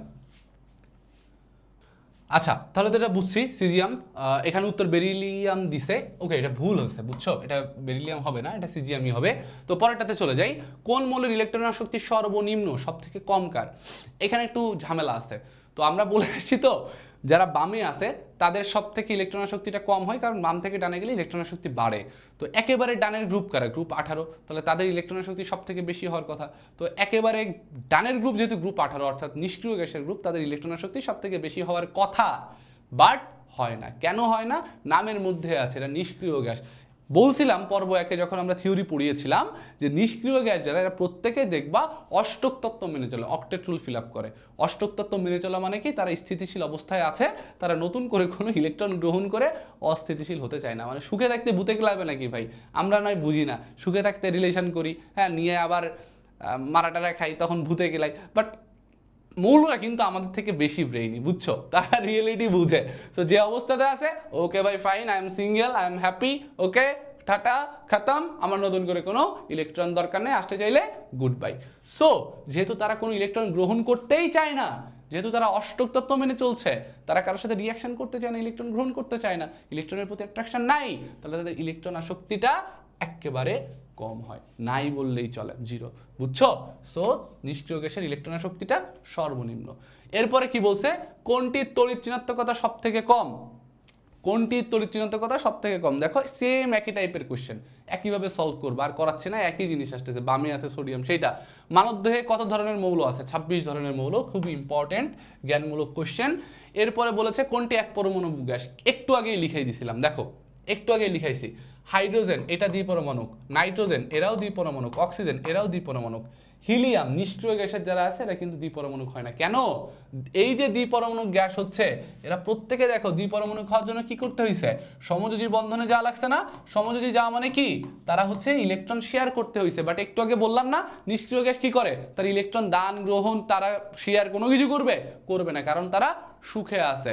সো এই জন্য তারা কোনো ইলেকট্রন শেয়ারিংয়েও যাচ্ছে না, তাই দ্বিপরমাণুকও গ্রহণ, মানে দ্বিপরমাণুকও ফর্ম করবে না, যে অবস্থাতে আছে ওই অবস্থাতেই হ্যাপি। সো নিষ্ক্রিয় গ্যাস গ্রুপ 18 যারা, এরা প্রত্যেকে কি হয়, এক পরমাণুক হয়। সো এর মধ্যে 18 কি আছে, হিলিয়াম, সে হবে। ওকে, চুনের পানির সংকেত কোনটা, ক্যালসিয়াম হাইড্রোক্সাইড। এইগুলো তো বোঝানোর কিছু নাই, এগুলো আমাদের বেসিক জানা কথা। ক্যালসিয়াম কি, একটা মৃৎক্ষার ধাতু, ঠিক আছে, এরা একটা সক্রিয় ধাতু। কেন, এরা বাম দিকে আছে, এবং ক্যালসিয়াম গ্রুপ 2, এদের ভ্যালেন্সিয়াল ইলেকট্রন বিন্যাস কেমন ছিল মনে আছে, NS2 ছিল, আমরা বুঝাই আসছিলাম পর্ব 1-এ। অর্থাৎ এরা দুইটা ইলেকট্রন ত্যাগ করে কি করে, দ্বি ধনাত্মক ক্যাটায়ন ফর্ম করে, Ca2+ ফর্ম করে। সো অবভিয়াসলি সক্রিয় ধাতু এরা। এরপরে কি বলেছে, তড়িৎ ধনাত্মক মৌল। পর্যায় সারণীর বাম থেকে ডানে গেলে তড়িৎ ঋণাত্মকতা বাড়ে, আর যারা বামে আছে তাদের তড়িৎ ঋণাত্মকতা কি কম। তো গ্রুপ 1 আর 2 এদের কি তড়িৎ ঋণাত্মকতা কম না। এবার গ্রুপ 2 এর যারা আছে দেখো, বিরিয়ানি, মোগলাই কাবাব, উপরের দিকে যারা, তাদের তড়িৎ ঋণাত্মকতা কি হয়, কম হয়। অর্থাৎ যাদের তড়িৎ ঋণাত্মকতা বেশি, যাদের তড়িৎ ঋণাত্মকতা বেশি। আচ্ছা বলো তো ভাইয়া, তড়িৎ ঋণাত্মকতার অপোজিট টার্ম কি? তানভীর ভাই, আবিদা আপুর ভাত খাইয়া দিব নাকি, বলো বাংলা পড়ায়। হ্যাঁ, তড়িৎ ঋণাত্মকতার অপোজিট টার্ম কি? তড়িৎ ঋণাত্মকতার অপোজিট টার্ম হচ্ছে তড়িৎ ধনাত্মকতা। তাহলে কারোর যদি ঋণাত্মকতা বেশি হয় তার ধনাত্মকতা কম হবে, আর কারোর যদি ঋণাত্মকতা কম হয় তাদের ধনাত্মকতা বেশি হবে। তো যারা বামে আছে তাদের তড়িৎ ঋণাত্মকতা কম, তাহলে তাদের ধনাত্মকতা বেশি হবে। সো ক্যালসিয়াম বামে আসে না, গ্রুপ 2 একেবারে বামে আসে না, বামের দিকে আসে না, তাহলে এদের তড়িৎ ঋণাত্মকতা কম, তড়িৎ ধনাত্মকতা বেশি, তাই এরা তড়িৎ ধনাত্মক মৌল। সো 1 2 3 তিনটাই কারেক্ট অ্যান্সার, বুঝছো? ওকে, পরেরটাতে যাই। একাধিক যোজনী প্রদর্শন করে কি? খুবই ভালো একটা কোশ্চেন। কারা প্রদর্শন করবে? অ্যালুমিনিয়াম, হ্যালোজেন, যারা ফসফরাস, এরা একাধিক যোজনী প্রদর্শন করে, বুঝছো? ওকে, এরপরে চলে যাই। প্লাটিনাম পর্যায় সারণীর কত নম্বর গ্রুপে অবস্থিত? পর্যায় সারণীটা ভালো মতো যারা দেখছো, এই কোশ্চেনগুলো তাদের কাছে পানি ভাত। কত নাম্বার? প্লাটিনাম 10 নাম্বার, বুঝছো? 10 নাম্বার। ত্রয়ী সূত্র প্রদান করে কে? এটা আর কতবার বলবো, ডিটেলসে বুঝাইছি। ত্রয়ী সূত্র কি ছিল মনে আছে? শর্টকাটটা কি ছিল?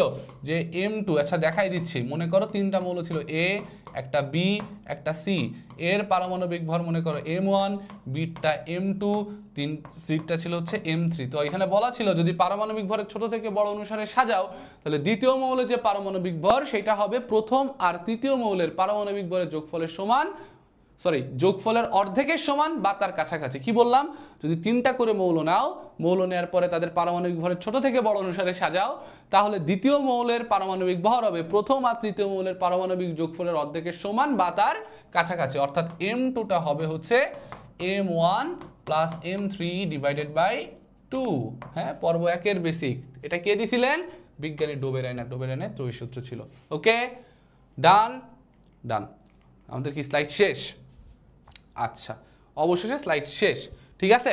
সো এইটাই আমরা টেস্ট ম্যাথ সিরিজের সেকেন্ড পার্টটা ছিল, যেখানে আমরা শর্ট কোয়েশ্চেন, সিকিউ এবং ধাতব অধাতব ধর্ম এবং এমসিকিউ দেখিয়েছি। এবং আমি আবারও একটা কথা রিপিট করে দিচ্ছি, যারা পর্ব 1 দেখোনি, প্লিজ ভাইয়া পর্ব 1টা দেখো, কারণ এটা পর্ব 1-এর সাথে টোটালি রিলেটেবল। সো পর্ব 1-এ আমরা ডিটেলস থিওরি আলোচনা করেছি, এবং এইখানে আমরা পর্ব 1-এর সাথে রিলেট করে কিন্তু পড়িয়েছি, ওই জন্য থিওরি আমরা ডিটেলস এখানে আলোচনা করিনি, করলে ওই আবার লেন্দি হয়ে যাবে, বুঝছো না? পর্ব 1-এ তো এই জন্যই পড়ানো হয়েছে, অ্যান্ড এটা সিকিউ এমসিকিউ পর্ব 1-এর সাথে রিলেট করা। সো এখানে কিওয়ার্ডগুলো নিয়ে যতটুকু না দেখালে নয়, আমরা দেখাইছি, আলোচনা করছি। অ্যান্ড পর্ব 1 যারা দেখে এটা সলভ করবা, আমি এতটুকু গ্যারান্টি দিচ্ছি, পর্যায় সারণী থেকে কোনো কোয়েশ্চেন তোমার না পারা থাকবে না। যদি না পারো আমার কাছ থেকে বুঝে নিও, ওকে? ঠিক আছে। আর আমার যে ফেসবুক ইউটিউব চ্যানেল, যেখানে ক্লাসগুলো আপলোড হচ্ছে, কেমিস্ট্রি উইথ অভিক, যারা এখনো সাবস্ক্রাইব করোনি দ্রুত সাবস্ক্রাইব করে ফেলো, ফ্রেন্ডের মধ্যে শেয়ার করো, কারণ এইখানে 10,000 সাবস্ক্রাইবার হলে তোমাদের জন্য কি আসতেছে, আর একটা বড় সারপ্রাইজ আসতেছে, যেটা ফ্রিতে, ঠিক আছে? সো দ্রুত সাবস্ক্রাইব করে ফেলো, শেয়ার করে ফেলো। আর এই গ্রুপটাতেই কিন্তু তোমরা নোট শেয়ার করবা, নোট শেয়ারিং কন্টেস্ট কিন্তু চলতেছে, কেমিস্ট্রি উইথ অভিক, ডেসক্রিপশনে লিঙ্ক দেওয়া আছে। সো এই গ্রুপে চলে যাও, জয়েন হয়ে যাও, নোট শেয়ার করো, জিতো, পুরস্কার জিতবা। অবভিয়াসলি আমরা এখনো কন্টেস্ট উইনার যারা হচ্ছে তাদের নাম প্রকাশ করেই যাচ্ছি, অ্যান্ড ওয়েবসাইটেও এমসিকিউ এক্সাম হচ্ছে। সো এক্সাম প্লাস হচ্ছে নোট সাবমিশন কন্টেস্ট উইনার, এই উইনারদের কিন্তু আমরা গিফট দিব, এবং এমসিকিউতে যারা বা কুইজে যারা উইন করবে তাদেরকে নিয়ে লাস্টে কিন্তু আমরা সিলেবাস এন্ডে মেগা এক্সাম নিব। প্রত্যেকটার জন্য দারুণ দারুণ গিফট আছে। সো গিফট নিতে গেলে ক্লাসের পাশাপাশি নোট সাবমিশন এবং এই কুইজে পার্টিসিপেট করতে হবে, ওকে? সো পর্যায় সারণী ক্লাসটা এখানেই এন্ড করতেছি, অ্যান্ড ক্লাসটা একটু দেরিতে হয়ে গেল, তারপরেও কোনো প্যারা নাই, একটু দেখে ফেলো দ্রুত দেখে ফেলো, লেন্দি ক্লাস হইলেও আই গেস আমি এতটুকু বলতেছি, এইটা পেইড ব্যাচের থেকে কোনো অংশে কন্টেন্ট কম না। বাট গ্রুপ এই পার্ট 2টা 1 না দেখে 2 প্লিজ দেখো না। 2 যদি 1 না দেখে 2 দেখো, তাহলে কিন্তু ঝামেলায় পড়বো। আগে 1 দেখো, 2 দেখো, ভাইয়ার কথাটা শোনো, দেখবা সব কিছু ক্লিয়ার হয়ে গেছে, ঠিক আছে? তো সবাই ভালো থাকো, সুস্থ থাকো, দেখা হচ্ছে নতুন ভিডিও নিয়ে। টেস্ট ম্যাথ সিরিজ একটা দারুণ হিট করতে যাচ্ছে তোমাদের জন্য, অ্যান্ড এটা অনেক বড় ইফেক্টিভ কোনো কিছু হবে, তোমাদের জন্য। সো সবাই ঠিকমতো ক্লাসগুলো ভালো মতো দেখো, অ্যান্ড তোমাদের জন্য অনেক শুভকামনা। সবাই ভালো থাকো, বাই।